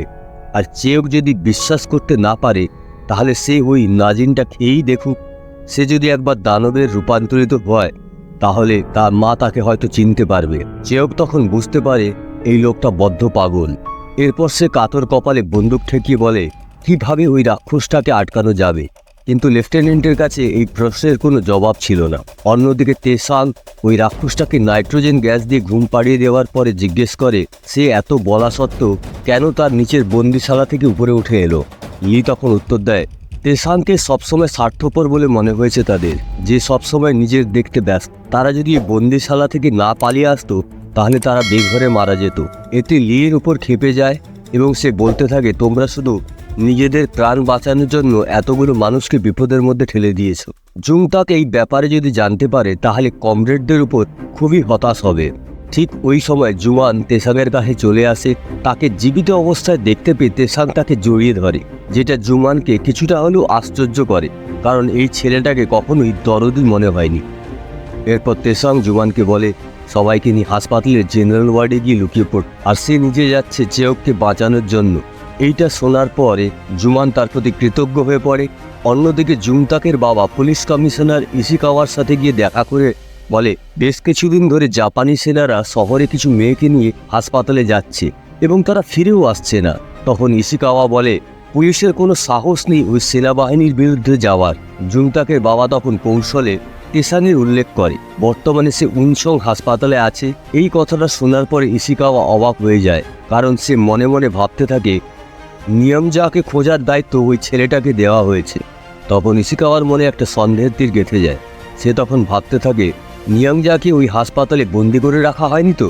জুংতাকের বাবা ইশিকাওয়ার ঘর থেকে বেরিয়ে আসার সময় সে দেখতে পায় সেখানে মিসেস নাওয়াল এবং গপিয়ং দাঁড়িয়ে আছে। অর্থাৎ সে লোকটাকে তেসাংয়ের নাম করে কমিশনারকে ফাঁসানোর দায়িত্ব দিয়েছিল, তবে কাজটা নাওয়াল নিজে করেনি। এটাই ছিল ওই গোপন বার্তা যেটা উনসং হাসপাতাল থেকে পাঠিয়েছিল। তবে এই ব্যাপারে গপিয়ং নিশ্চিত ছিল না। কমিশনারকে কোনো মতেই বিশ্বাস করা যায় না। মিসেস নাওয়াল বলে কারোর উপরে ভরসা করা যাবে না, কারণ একবার জাপানিদের হাতে ধরা পড়লে কি হবে, তাদের তারা মেরে মেরে পিছের চামড়া গুটিয়ে দেবে। বহু বছর আগে বিদ্রোহের কারণে তাকেও এভাবে গ্রেপ্তার করা হয়েছিল, তাকেও এভাবে মেরে জেলখানা থেকে বাইরে ছুঁড়ে ফেলে দেওয়া হয়েছিল, সেই প্রচণ্ড ঠান্ডায়। এরপর ওখানে ছোট্ট তেসাং দাঁড়িয়েছিল। সে দূর থেকে দেখতে পেয়ে ছুটে চলে আসে, তার নিজের খাবারটা তার মুখে তুলে দেয়। এই কারণেই তেসাংয়ের উপর মিসেস নাওয়ালের এত টান এবং ভালোবাসা। ছোট্ট তেসাং জেলের বাইরে দাঁড়িয়েছিল শুধুমাত্র তার মায়ের খোঁজ নেওয়ার জন্য, কিন্তু মিসেস নাওয়াল তাকে কোনো রকমভাবে সাহায্য করতে পারেনি। সেই জন্য সে পরবর্তীকালে তেসাংয়ের কাছে চলে আসে এবং তাকে যতটা সম্ভব ভালো রাখার চেষ্টা করেন। অন্যদিকে মিসেস নাওয়াল তেসাংয়ের সমস্ত বন্ধু বান্ধবদের কাছে একটা চিঠি পাঠিয়ে দেন এবং কি করতে হবে তিনি সেটা বলে দেন। ওই চিঠিতে কি লেখা ছিল সেটা আপনারা কিছুক্ষণের মধ্যেই জানতে পারবেন। অন্যদিকে ইচিরো জেলের বন্দীদের পালানোর খবর শুনে প্রচুর রেগে যায় এবং সোমাকে সে প্রচণ্ড মারতে থাকে। ঠিক ওই সময় হাসপাতালের নিখোঁজ মহিলাদের খোঁজ করার জন্য ইশিকাওয়া সেখানে চলে আসে। প্রথমে ঢুকতে দিচ্ছিল না, কিন্তু ইশিকাওয়া এত লোক নিয়ে আসার পরে তাকে যদি খালি হাতে ফেরত যেতে হয় তাহলে তার ডিপার্টমেন্টের লোকেরা তার উপর হাসাহাসি করবে। তিনি শুধুমাত্র হালকা হালকা নিয়মমাফিক তল্লাশি করে সেখান থেকে চলে যাবে। ইশিকাওয়াকে বাধা দিতে গেলে সন্দেহের তীর তার দিকে আসতে পারে, সেই জন্য সে ইশিকাওয়াকে ভেতরে ঢোকার পারমিশন দেয় এবং গোপনে তার লোকেদের নির্দেশ দেয় মিয়াংজাকে লুকিয়ে রাখতে, যাতে ইশিকাওয়ার চোখে না পড়ে। তেসাংয়ের নির্দেশে গাপিয়াং পুলিশের ড্রেস পরে পুলিশ জিপ নিয়ে হাসপাতালে এসেছে। অন্যদিকে হাসপাতালে রাক্ষসটাকে থামানোর কোনো উপায় না জানতে পেরে সে জেনারেল কাতোর পিঠে বন্দুক ঠেকিয়ে নিজের সৈনিকের ছদ্মবেশে কাতোকে নিয়ে কোথাও যাচ্ছিল, কিন্তু মাঝপথে এক জাপানি সৈনিক চেয়কের মাথায় আঘাত করে এবং তাকে অজ্ঞান করে ফেলে দেয়। এরপর চেয়কের যখন জ্ঞান ফিরে আসে সে দেখতে পায় সে একটা বেসমেন্টের হাতের শিকল বাঁধা অবস্থায়। তার দিকে জাপানি সেনাবাহিনীরা বন্দুক তাক করে বসে আছে। দেখে মনে হচ্ছিল ভয়ঙ্কর কিছু একটার জন্য তারা অপেক্ষা করছে। চেয়কের হাত বাঁধা, সে কি আর করতে পারবে? সে বুঝতে পারে নিশ্চয়ই সেই ভয়ঙ্কর রাক্ষসটার সামনে আনার জন্য তাকে এখানে আনা হয়েছে, কারণ উপরের কামরায় লেফটেন্যান্ট কাতো অনেকগুলো সেনাকে নিয়ে তার দিকে বন্দুক তাক করে দাঁড়িয়ে আছে। এরপর ওই ভয়ঙ্কর জন্তুটাকে নিচে বেসমেন্টে আনা হয়। ওই ভয়ঙ্কর জন্তুটা যখন চেয়কের দিকে এগিয়ে আসছিল সে ভয় পেয়ে যায়। তার গলা শুকিয়ে আসছিল, তার শরীর ঠান্ডা হয়ে আসছিল, তার হাত পা কাজ করা বন্ধ করে দেয়। সে নির্বাক হয়ে দাঁড়িয়েছিল। এই রাক্ষসটার বিরুদ্ধে লড়াই করার কোনো কৌশল তার কাজে আসবে না। এরপর রাক্ষসটা চেয়ককে দেখতে থাকে। কিছুক্ষণ পর সে চেয়কের উপর হামলা করতে যাবে, ঠিক তখনই চেয়ক তাকে মা বলে ডেকে উঠলে দানবটা থেমে যায়। চেয়ক লক্ষ্য করে দানবটার গলায় তার মায়ের লকেট ঝুলছিল। সেই জন্যই তার মনে আর কোনো সন্দেহের জায়গা থাকে না। জাপানিরা তার মাকেই ভয়ঙ্কর দানবে রূপান্তরিত করেছে। দানবটা মেয়েকে চিনতে পেরেছিল ভালোভাবেই। ছেলেবেলায় তার সাথে কাটানো সময়গুলো সে মনে করছিল। কাতো এগুলো দেখে অবাক হয়ে যায়। এরপর জেনারেল কাতো গুলি চালানোর অর্ডার দিয়ে দেয়। সৈনিকরা গুলি বর্ষণ করতে থাকে। চেয়কের শরীরে যাতে গুলির কোনো আঘাত না লাগে সেই জন্য ওই জন্তুটা চেয়ককে সম্পূর্ণভাবে ঢেকে দেয়। কাতর তখন নাইট্রোজেন গ্যাস ছাড়ার নির্দেশ দেয়। এত কিছু পরেও জন্তুটা ওই সেনাবাহিনীর উপর আক্রমণ চালাতে থাকে। দানবটা চাইছিল কোনো রকমভাবে সে তার মেয়েকে বাঁচাতে পারে এবং সে আরও হিংস্র হয়ে যায়। এরপর দানবটা চেয়কের শিকল ছিঁড়ে তাকে দূরে সরিয়ে দেয় যাতে চেয়কের শরীরে কোনো গুলি না লাগতে পারে। ওখানে তেসাং লুকিয়েছিল। এরপর তেসাং চেয়ককে নিয়ে বাইরে চলে যায়। এরপর চেয়ক তেসাংকে বলে কিভাবে এই জাপানিরা তার মাকে ভয়ঙ্কর দানবে রূপান্তরিত করেছে। এটা শোনার পরে তেসাংয়ের মুখ থেকে কোনো আওয়াজই বেরোচ্ছিল না। সে পুরো অবাক হয়ে যায়। এরপর তেসাং এবং চেয়ক ভেন্টিলেটরের ভিতরে বসে থাকা। তেসাং চেয়ককে বলে ছোটবেলায় যখন জাপানি সৈনিকরা তার মাকে নিয়ে চলে গিয়েছিল তখন সে সম্পূর্ণ একা হয়ে পড়েছিল। বুঝতে পারেনি কি সময় আসতে চলেছে তার জীবনে। তাই সে জানে একটা মানুষের জীবনে মায়ের অবদান কত বড় হতে পারে, সেটা তার থেকে ভালো কে আর জানবে। তাই ভালো হবে যদি তারা পরিকল্পনা করে এখান থেকে সবাইকে নিয়ে বাইরে বেরিয়ে আসতে পারে এবং পরে নতুনভাবে এখানে ফিরে এসে চেয়কের মাকে উদ্ধার করার জন্য। অন্যদিকে আমরা গপিয়েনকে দেখতে পাই সে পুলিশ জিপ নিয়ে জেনারেল ওয়ার্ডের একটা জানলার সামনে এসে দাঁড়িয়ে পড়েছে। একটা সৈনিক সেটা দেখে ফেলে। সে চিৎকার করতে চাইলে তাকে স্যাম্পেলের লোভ দেখিয়ে গপিয়াং সাইডে নিয়ে যায়। ঠিক ওই সময় জুংতাককে তার দড়ির বাঁধন খুলে দেওয়া হয়, কারণ সে তার সকল সঙ্গী সাথীর নাম লিখে দিয়েছিল। এরপর তাকে তার বাবার কাছে ফেরত দেওয়ার জন্য কালো মুখোশ পরিয়ে দেয় জাপানিরা। অন্যদিকে চেয়ক এবং তেসাং দুই সৈনিককে বেঁধে তাদের পোশাক ছিনিয়ে নেয় এবং জাপানি সেনাবাহিনীদের দলে ভিড়ে যায়। সুযোগ পাওয়া চেয়ক চলে আসে যেখানে আগে থেকেই জুমান সকল বন্দীদের নিয়ে লুকিয়েছিল। জুমান তার মেয়েকে দেখে খুবই স্বস্তির নিঃশ্বাস ফেলে এবং সেখানে মিয়াংজা এবং সোমা এসে পৌঁছায়। তেসাংয়ের নির্দেশে সোমা মেয়েটাকে এখানে নিয়ে এসেছে পালিয়ে যাওয়ার জন্য। এরপর তেসাং সবাইকে বলে তারা মাত্র 10 মিনিট পাবে ওখান থেকে পালিয়ে যাওয়ার জন্য এবং সেটা শুরু হবে ঠিক সন্ধ্যে 6টার সময়। এই 10 মিনিটের ভেতরে যারা যারা ওই ট্রাকে বসতে পারবে তাদেরকে এখান থেকে ছাড়িয়ে নিয়ে যাওয়ার সুযোগ করে দেওয়া হবে, আর বাকিরা নিজের দায়িত্ব নিজেরাই গ্রহণ করবে। এরপর তাদের এই পরিকল্পনাটা হামিদের কাছে ধরা পড়ে যায়, কারণ তারা তখন জানতে পারে দুজন সৈনিকের জামা কাপড় খুলে বন্দি করে রাখা হয়েছে। তখন হামিদ পুরো হসপিটালটাই সিল করে দেয়, বন্দীদের খুঁজে বের করার নির্দেশ দেন।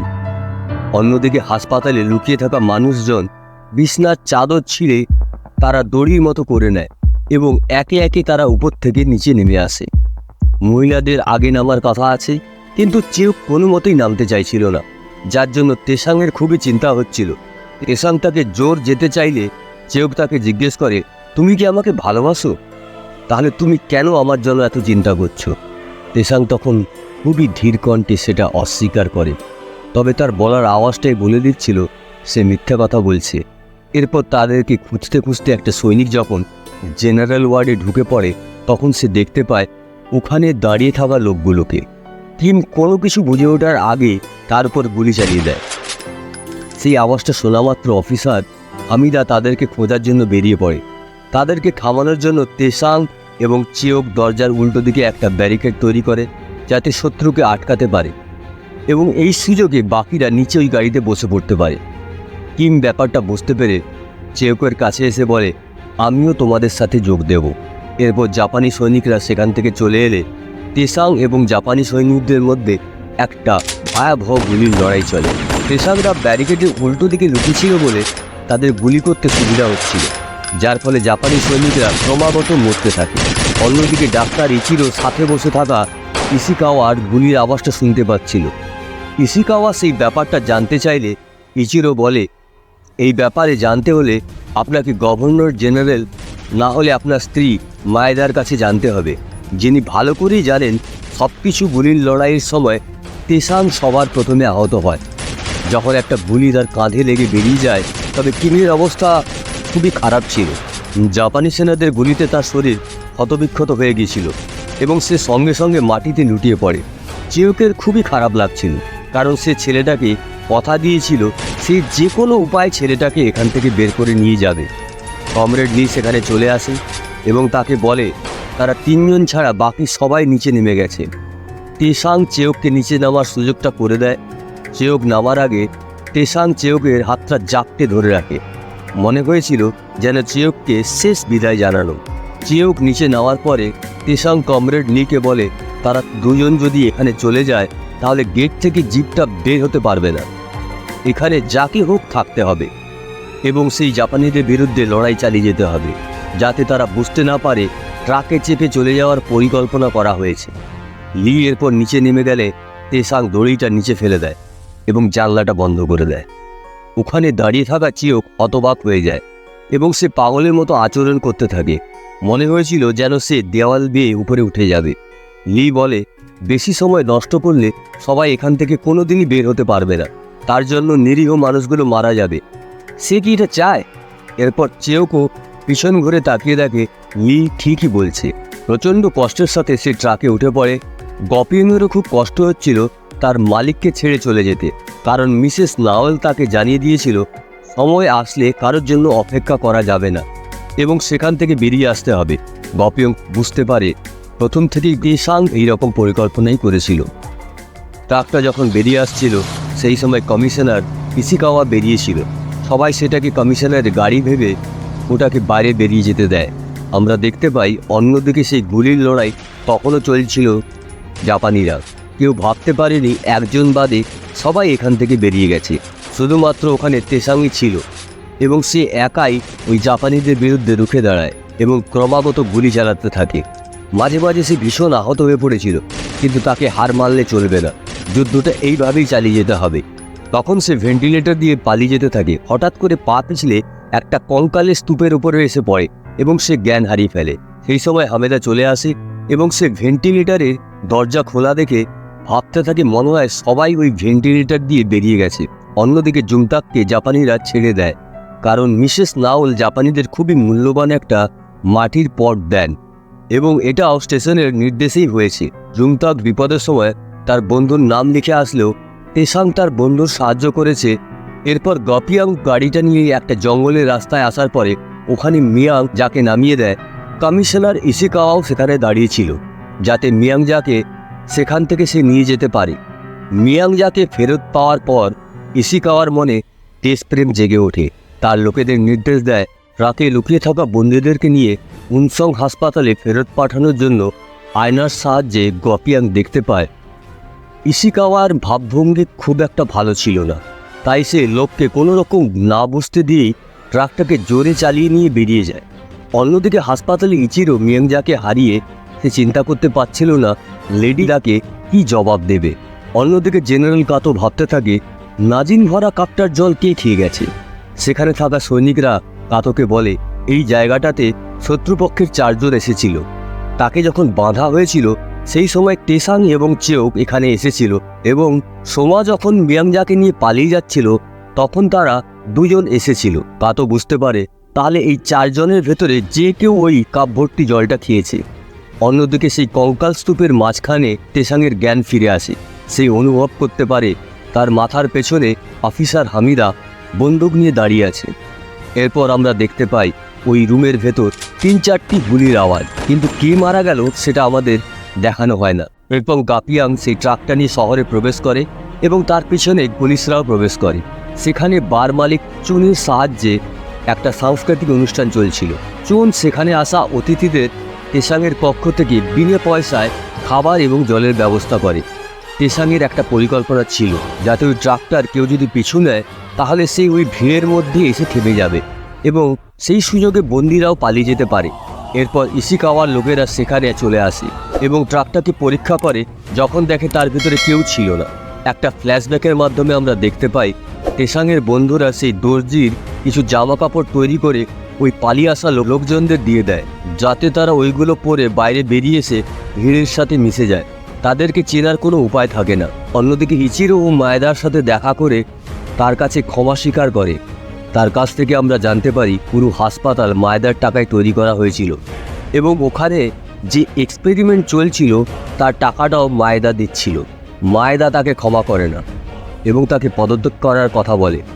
ইচিরো যখন লেডি মায়েদাকে সাজিমাতের আঁকা সেই দানবটার ছবি দেখিয়ে বলে তাদের এক্সপেরিমেন্টটা সফল হয়েছে, তাই তাকে আরও একটা সুযোগ দেওয়া হোক।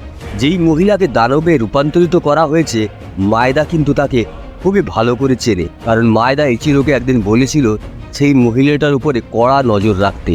এরপর আমরা দেখতে পাই নাইট্রোজেন গ্যাস দিয়ে সেই দানবটাকে ঘুম পাড়িয়ে রাখা হয়েছে। তবে জেনারেল কাতো খুবই চিন্তার মধ্যে থাকে, কারণ ওই নাজিন ভর্তি কাপের জল কে খেয়েছে এবং কে দানবে রূপান্তরিত হবে। আমরা দেখতে পাই তেসাং বেঁচে গেছে, অর্থাৎ হামিদার সাথে লড়াই করে তাকে খুন করেছে।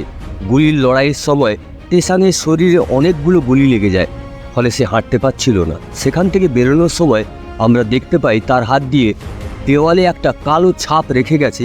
এর পেছনে কোনো কারণ আছে কিনা সেটা আমরা ভবিষ্যতেই জানতে পারবো।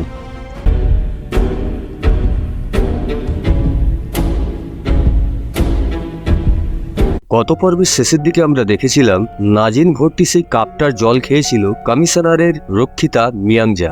ইশিকাওয়া তার সাথে রাত কাটানোর পরে যখন সে ঘুমিয়েছিল, ইশিকাওয়ার জন্য ভয়ঙ্কর পরিণতি অপেক্ষা করছিল।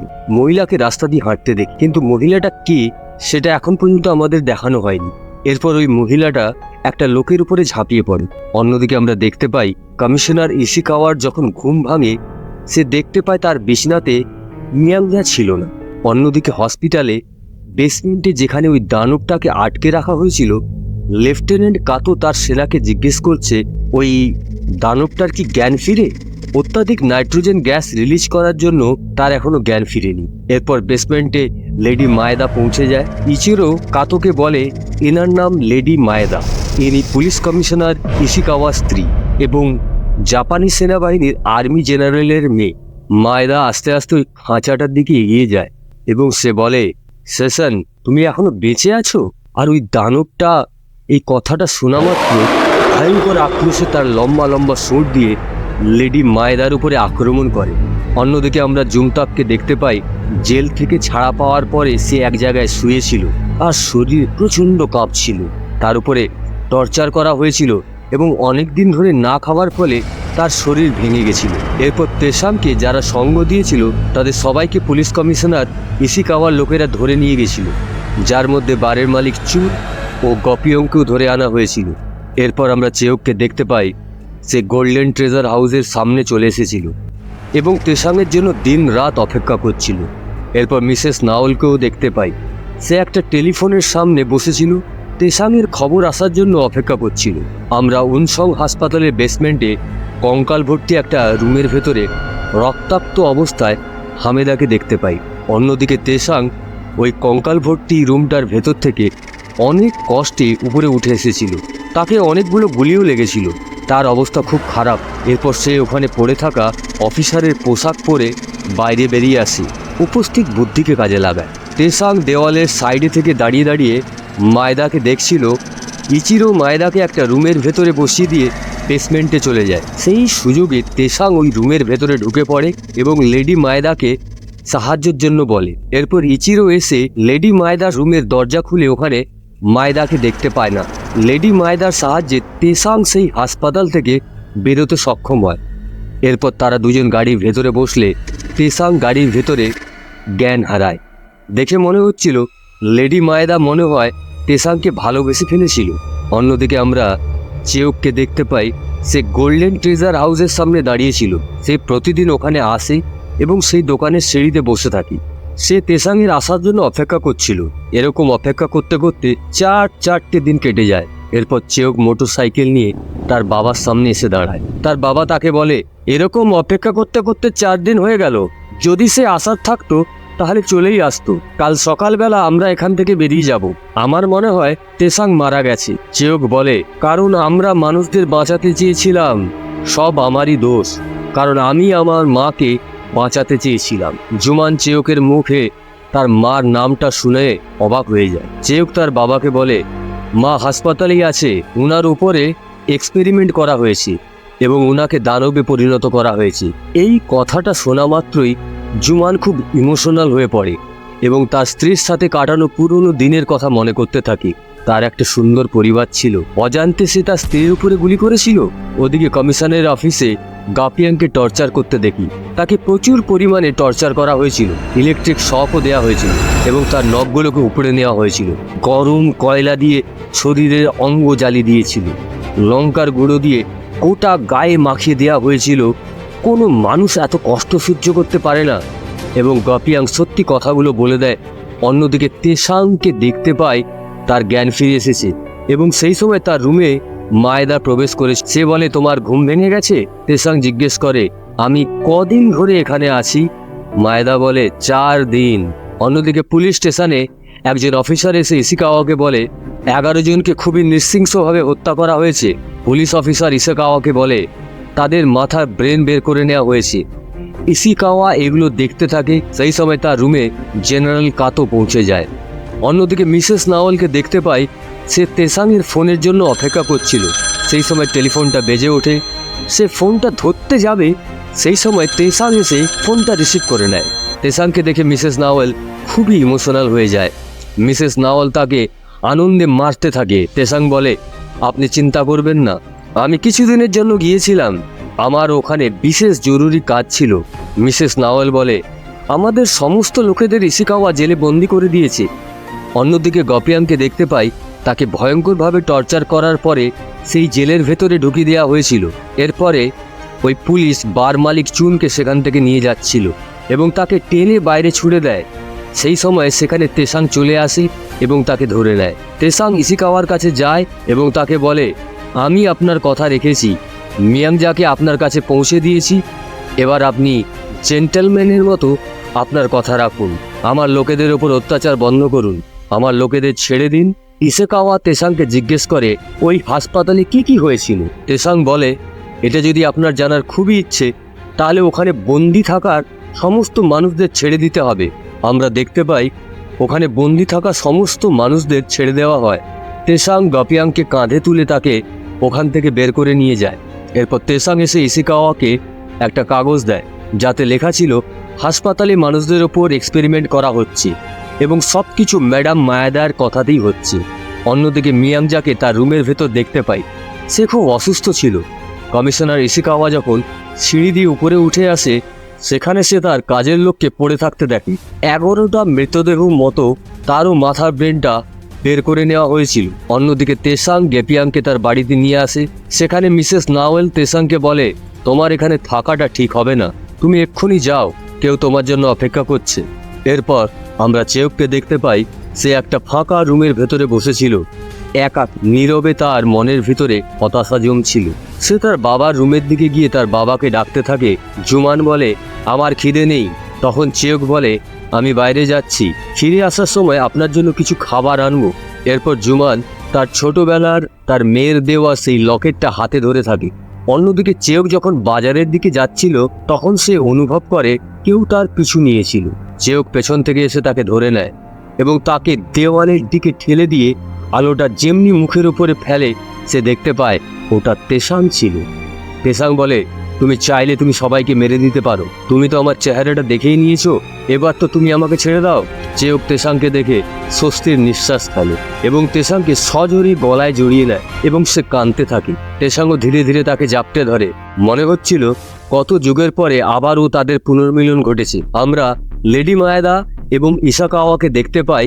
ইসাকাওয়া মায়েদাকে জিজ্ঞেস করে, উনসং হাসপাতালের বেসমেন্টে যে ল্যাবরেটরি আছে তার সম্বন্ধে তুমি এত কিছু কিভাবে জানো? ওখানে যে মানুষদের সাথে এক্সপেরিমেন্ট হয় তুমি কি সেগুলো জানতে? মায়েদা বলে, আমি এই ব্যাপারে কিছুই জানি না।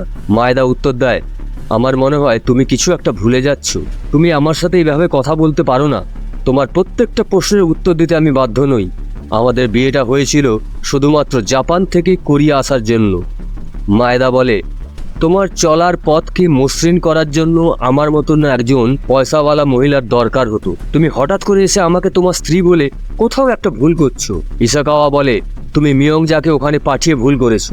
মায়েদা বলে, তুমিও তো তেসাংকে হাসপাতালের ভেতরে প্রবেশ করিয়েছো।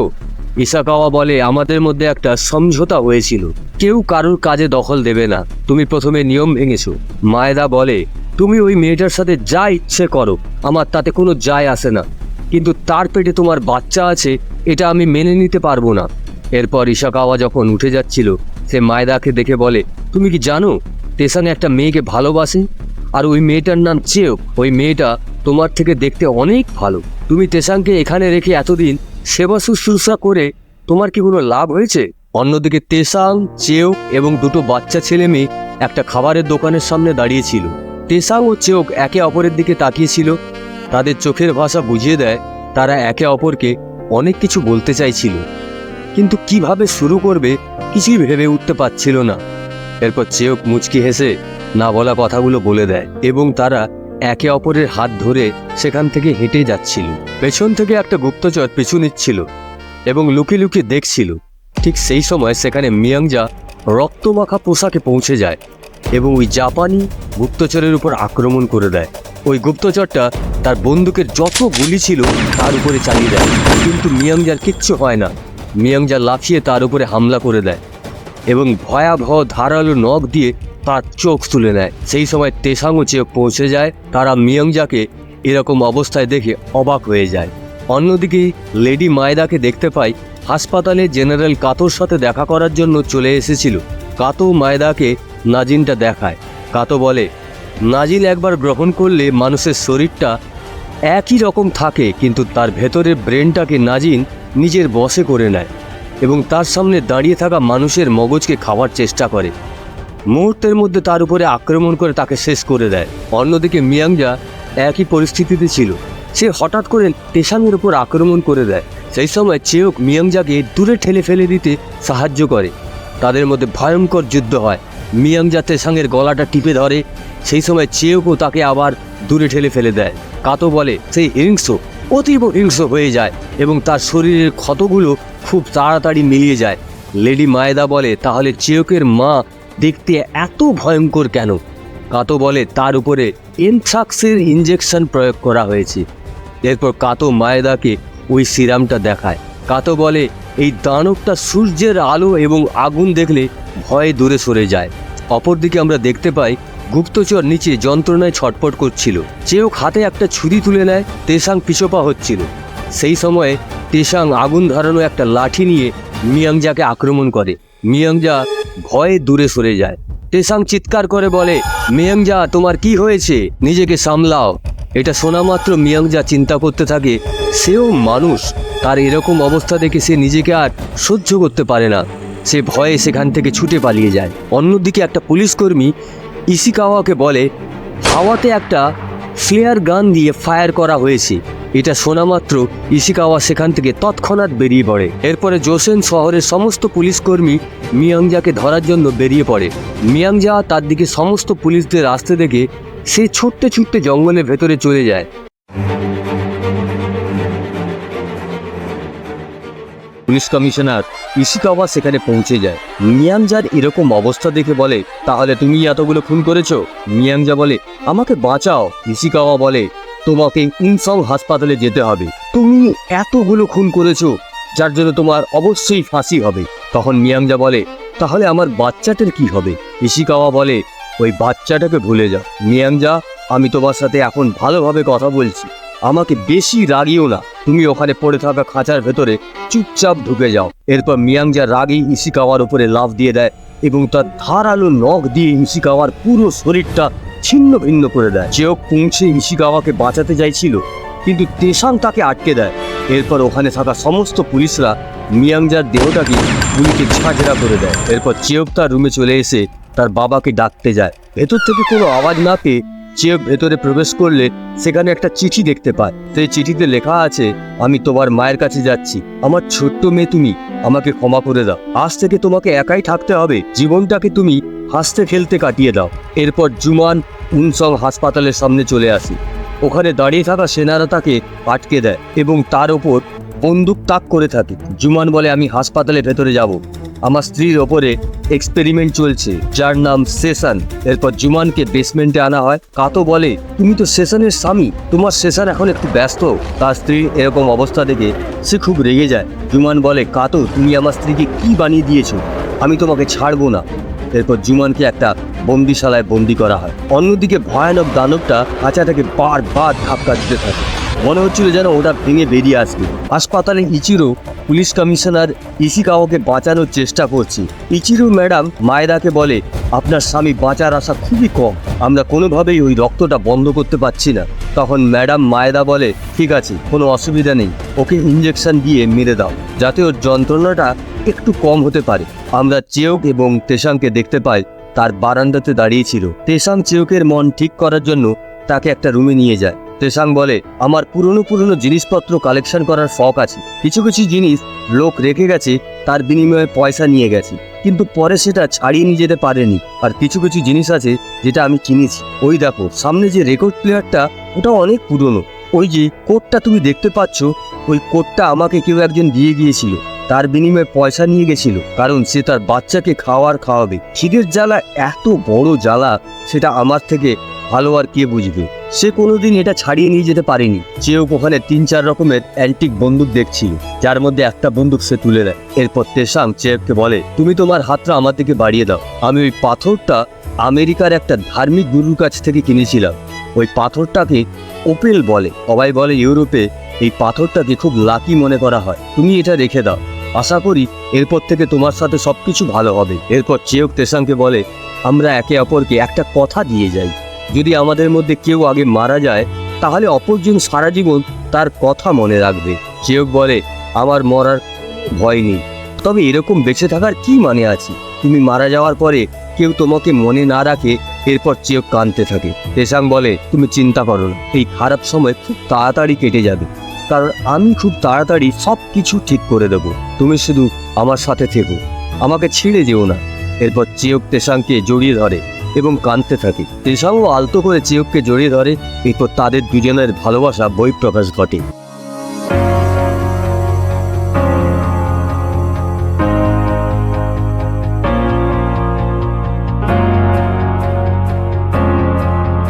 পরের দিন সকালবেলা তেসাং জুমতাকের সাথে দেখা করার জন্য মুনলাইট বারে যায়। সেখানে তারা প্রায় আসতো। জুমতাক তেসাংকে বলে, তুমি এখানে এসেছো, নিশ্চয়ই কোনো কারণ আছে। তেসাং বলে, হ্যাঁ, আমি কাউকে বাঁচাতে চাই এবং তার জন্য আমি আমার জীবনও দিয়ে দিতে পারি। অন্যদিকে কমিশনার ইশিকাওয়ার শেষকৃত্যের অনুষ্ঠান চলছিল। ম্যাডাম মায়েদা ও ইচিরো এক জায়গাতে বসেছিল। চেয়েক লুকিয়ে লুকিয়ে দূর থেকে দেখছিল। এরপর ইচিরো ওই অনুষ্ঠান থেকে বাইরে বেরিয়ে আসে। ইচিরো গাড়িতে উঠতেই সেখানে চেয়েক সেই চুরি করা বন্দুকটা নিয়ে ইচিরোর সামনে চলে আসে এবং তাকে গুলি করে হত্যা করে দেয়। এরপর ওই পুলিশ কর্মীরা চেয়েককে গুলি করে এবং তাকে আহত করে দেয়। উনসং হাসপাতালের বেসমেন্টে, যেখানে ওই দানবটাকে বন্দি করে রাখা হয়েছিল, দানবটা লোহার দরজা ভেঙে ওখানে থাকা সেনাকর্মীটাকে মেরে দেয়। অন্যদিকে তেসাং কমরেড লি এবং তার সদস্যের কাছে পৌঁছে যায়। তেসাং বলে, তোমাদের কাছে যে ডাইনামাইট আছে সেটা আমার চাই। কমরেড লি বলে, সেটা দিয়ে তুমি কি করবে? তেসাং বলে, ওই বোমটা আমি উনসং হাসপাতালে লাগিয়ে হাসপাতালটাকে নকশা থেকে মিটিয়ে দেবো। এরপর জাপানের উপর নেতৃত্ব লেডি মায়েদার বাড়িতে উপস্থিত হয়। পুলিশ অফিসারকে অনেক বকুনি শুনতে হয়, কারণ শহরে আইন শৃঙ্খলার অবনতি ঘটেছে। এই আক্রমণটাকে বিদ্রোহীদের আক্রমণ বলে চালিয়ে তাদেরকে পুরোপুরি ধ্বংস করে দেওয়া হবে। এরপর পুলিশের দল চেয়েকের খোঁজে তেসাংয়ের দোকানে হামলা চালায়। ওই সময় তেসাংয়ের অনুগত বিয়ম, যে আসলে লেডি মায়েদার গুপ্তচর ছিল, সে প্রতিনিয়ত খবর পাচার করে দিত। তাকে খবরটা পাচার করতে গাপিয়াং দেখে ফেলে। এরপর জুমানকে ওই দানবটার সামনে আনার জন্য দুজন সেনাকর্মী তাকে আনতে গেলে জুমান তাদেরকে আহত করে সেখান থেকে পালিয়ে যায়। আমরা দেখতে পাই চেয়েককে কোনো এক গোপন কুঠিতে লুকিয়ে রাখা হয়। সেখানে লেডি মায়েদা চলে আসে। অন্যদিকে তেসাং খুব চিন্তায় পড়ে যায়। সে তার লোকেদের দিয়ে চেয়েককে খোঁজার জন্য পুরো জোসেন শহরে তল্লাশি চালায়, কিন্তু তাকে কোথাও পায় না। এরপর তেসাংয়ের বাড়িতে লেডি মায়েদা পৌঁছে যায়। তাকে বলে, তুমি চেয়েককে খোঁজা বন্ধ করো, সে মারা গেছে। তেসাং বলে, আমি তার বডিটা দেখতে চাই। মায়েদা কথা ঘুরিয়ে বলে, তুমি যদি এরকম করতে চাও তাহলে তোমাকে জাপানি সেনাদের হাত থেকে কেউ বাঁচাতে পারবে না, আমিও না, এবং আমাদের মধ্যে আর বন্ধুত্ব থাকবে না। এরপর মায়েদা সেখান থেকে বেরিয়ে আসে এবং প্রচণ্ড রাগে চেয়েককে উনসং হাসপাতালে পাঠিয়ে দেয়। অন্যদিকে বিয়মের কাছ থেকে তেসাং জেনে যায় চেয়েককে কোথায় নিয়ে যাওয়া হয়েছে। সে মিসেস নাওয়ানকে দোকানের চাবি দিয়ে সেখান থেকে বেরিয়ে কমরেড লিদের গোপন ডেরায় চলে যায় এবং সেখান থেকে ডাইনামাইট সংগ্রহ করে সে বেরিয়ে আসে উনসং হাসপাতালের দিকে যাওয়ার জন্য। এরপর উনসং হাসপাতালের সামনে একটা ডাইনামাইট ফাটিয়ে সেখানে সেনাকর্মীদের মেরে দেওয়াল বেয়ে তেসাং হাসপাতালে প্রবেশ করে। ঠিক ওই সময় সেশন তার মেয়ের আওয়াজ পেয়ে বেসমেন্ট থেকে এক লাফে বাইরে বেরিয়ে আসে।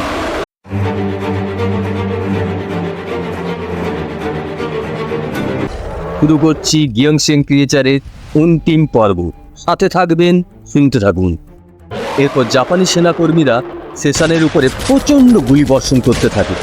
এরপর দানবটা তার ভয়ানক সুর দিয়ে সমস্ত সেনাকর্মীদের মেরে দেয় এবং কাতো চেউকের মাথায় বন্দুক ঠেকিয়ে সেনাকর্মীদের নিয়ে তার উপর গুলির বৃষ্টি করতে থাকে। অন্যদিকে জুমান দেখতে পায় তেসাং ভেন্টিলেটারের ভেতরে ডাইনামাইট লাগাচ্ছিল। তেসাং জুমানকে বলে কিভাবে জাপানিরা তার মেয়েকে এখানে বন্দি করে নিয়ে এসেছে। তেসাং জুমানকে জাহাজের টিকিট দিয়ে বলে, তুমি তোমার মেয়েকে এখান থেকে নিয়ে যাও আর জাপানিদের আমার উপর ছেড়ে দাও। অন্যদিকে ওই দানবটা যখন জাপানি সেনাদের ধরে ফেলেছিল সেই সময় তার উপর নাইট্রোজেন গ্যাস প্রয়োগ করা হয় এবং তাকে সামান্য দমানো হয়, কিন্তু পুরোপুরিভাবে দমাতে পারে না। এরপর জাপানি সেনারা চেউককে নিয়ে বাইরে বেরিয়ে যাওয়ার পরিকল্পনা করছিল। সেই সময় সেখানে তেসাং পৌঁছে গুলি করে সমস্ত সেনাদের মেরে দেয়। এরপর সে চেউককে জড়িয়ে ধরে। অন্যদিকে কাতো যখন সিরামির শিশিগুলো নিয়ে সেখান থেকে পালিয়ে যাচ্ছিল সেই সময় মিয়াংজার কান্নার আওয়াজ দূর থেকে ভেসে আসছিল। যে কোনো সময় সে সন্তান জন্ম দিতে পারে, নতুন একটা দানব সৃষ্টি হবে, এটা ভেবেই কাতো সেখানে দাঁড়িয়ে যায়। জুমান তার স্ত্রী সেশনকে মারার জন্য একটা ফাঁদ পেতে রাখে এবং তাকে এখানে আনার জন্য সে বহু পরিচিত একটা গান গাইতে থাকে। ছোটবেলায় তার মেয়ের সাথে যখন তারা গান গাইতো, সেশন ওই জায়গাটায় ছুটে আসে। তখন সে দেখতে পায় একটা লকেট ঝুলছে। সে মনে করতে থাকে ছোটবেলায় তার মেয়ে তার বাবা মার জন্য এরকম লকেট বানিয়ে দিয়েছিল। সেশন সেই লোকটাকে দেখে সামনে এগিয়ে এলে আগুন ধরানো ডাইনামাইটগুলো প্রচণ্ড বিস্ফোরণে বিস্ফোরিত হয়। চেউক তার বাবাকে সাহায্য করতে চেয়েছিল। তেসাং বলে, তোমার বাবার সাথে আমার দেখা হয়েছিল, তিনি আমাকে এখান থেকে তোমাকে দূরে নিয়ে যেতে বলেছিলেন, আর তিনি আমাকে এও বলেছিলেন আমার স্ত্রীকে আর বাঁচানো যাবে না, তাই আমি চাই ভবিষ্যতে কোনো নিরীহ মানুষ যাতে এইভাবে না মারা যায়, তার জন্য আমাকে এই পদক্ষেপ নিতে হয়েছে। এরপর হাসপাতালের ভেতরে সৈনিকরা যখন আগুন নেভানোর কাজ করছিল তখন তারা দেওয়ালে একটা বড় গর্ত এবং ভেন্টিলেটারে এরকম করুণ অবস্থা দেখে তারা বুঝতে পেরে যায় ওই দানবটা ওই ভেন্টিলেটার ভেঙে বা উপরের ছাদে চলে গেছে। অন্যদিকে তেসাং সাচিমোতোর সাহায্যে সৈনিকদের একটা ট্রাক নিয়ে সেই হাসপাতাল থেকে বেরিয়ে আসে। আমরা দেখতে পাই সেশন ছাদ থেকে তার মেয়েকে পালিয়ে যেতে দেখে। এরপর একটা ছেলে মিসেস নাউলের কাছে একটা খবর আনে। সেখানে লেখা ছিল তেসাং জোসেন শহর থেকে সারা জীবনের জন্য চলে যাওয়ার পরিকল্পনা করেছে। কি করতে হবে ওই চিঠিতে লেখা ছিল স্পষ্টভাবে। এরপর মিসেস নাওয়েল তেসাংয়ের লকারে থাকা সমস্ত দামি জিনিসপত্র একটা সুটকেসে ভরে কাছের নির্দিষ্ট জায়গায় পৌঁছে দিতে হবে, কিন্তু জাপানি সেনাদের নজর এড়িয়ে সেটা করা সম্ভব না। সেই সময় বিয়ম এগিয়ে এসে বলে, আমার উপরে আরেকবার ভরসা করো। এরপর বিয়ম সাইকেলে করে ওই বাক্সটাকে নিয়ে জঙ্গলের ভেতর থেকে তেসাংয়ের কাছে পৌঁছে যায়। অন্যদিকে লেডি মায়েদা লুকিয়ে লুকিয়ে পেছনে আসছিল। মায়েদার কথাতে একটা গুন্ডা বাহিনীর দল সেখানে পৌঁছে যায় এবং তাদেরকে ঘিরে ফেলে। মায়েদার নিশানা শুধুমাত্র চেউক ছিল, কারণ তার মায়ের জন্য তার প্রেমিকে হারিয়েছিল। তেসাং এগিয়ে এসে মায়েদাকে বলে, আমি চেউকের কাছে সারা জীবন থাকব। চেউককে স্পর্শ করার আগে তার মুখোমুখি হতে হবে। এই কথাটা শোনা মাত্র মায়েদা আরও রেগে যায়। মায়েদা তেসাং এবং চেউককে খুন করার জন্য তার লোকেদের নির্দেশ দিয়ে সেখান থেকে চলে যায়। এরপর গুন্ডা বাহিনীর লোকেরা তাদের দুজনের উপর আক্রমণ করে দেয়। ভয়ঙ্কর এক যুদ্ধ হয়। তারা দুজন যখন মনে করছিল তারা আর বাঁচবে না, এটাই বোধ হয় তাদের শেষ সময়, ঠিক সেই সময় সেখানে সেশন পৌঁছে যায় এবং ওই গুন্ডা বাহিনীদের উপরে তার ভয়ঙ্কর সুর দিয়ে আক্রমণ করে সবাইকে মেরে দেয়। চেউক ও তেসাং সেখান থেকে পালিয়ে যেতে চাইলে সেটা ওই দানবটা দেখে ফেলে এবং তেসাংকে শত্রু ভেবে ফেলে। এরপর সেশন তার মেয়েকে বাঁচানোর জন্য তেসাংয়ের উপর আক্রমণ করতে যায়। সেই সময় সেটা চেউক দেখে ফেলে এবং চেউক তেসাংয়ের সামনে চলে আসে। এরপর সেই দানবটা তার ভয়ঙ্কর সুরটা চেউকের পেটে এফোড় ওফোড় করে দেয়। চেউক বলার কোনো শক্তি পাচ্ছিল না, তার মুখ থেকে গল গল করে রক্ত পড়ছিল। তবুও সে অনেক কষ্টে তার মাকে বলে, মা, এবার তুমি থেমে যাও, আর কাউকে মেরো না, এ কোনো শত্রু নয়, আমি একে ভালোবাসি। এরপর সেশন তার সেই ভয়ঙ্কর সুরটা চিয়োকের পেট থেকে বের করে নেয়, কিন্তু ততক্ষণে চিয়োকের প্রাণটা বেরিয়ে গেছে। চিয়োককে এইভাবে মারা যেতে দেখে তেসাং পুরো পাগল হয়ে যায়। সে কি করবে সে কিছুই ভেবে পায় না।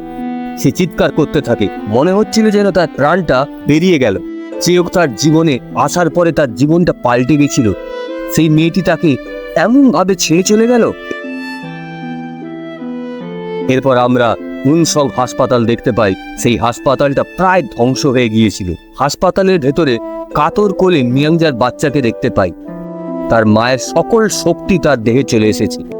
এর পরের দৃশ্যে আমরা দেখতে পাই পুলিশ কমিশনার ইশিকাওয়ার শ্রেষ্ঠত্ব প্রার্থনার জন্য জাপানের গণ্যমান্য ব্যক্তি সেখানে পৌঁছেছে।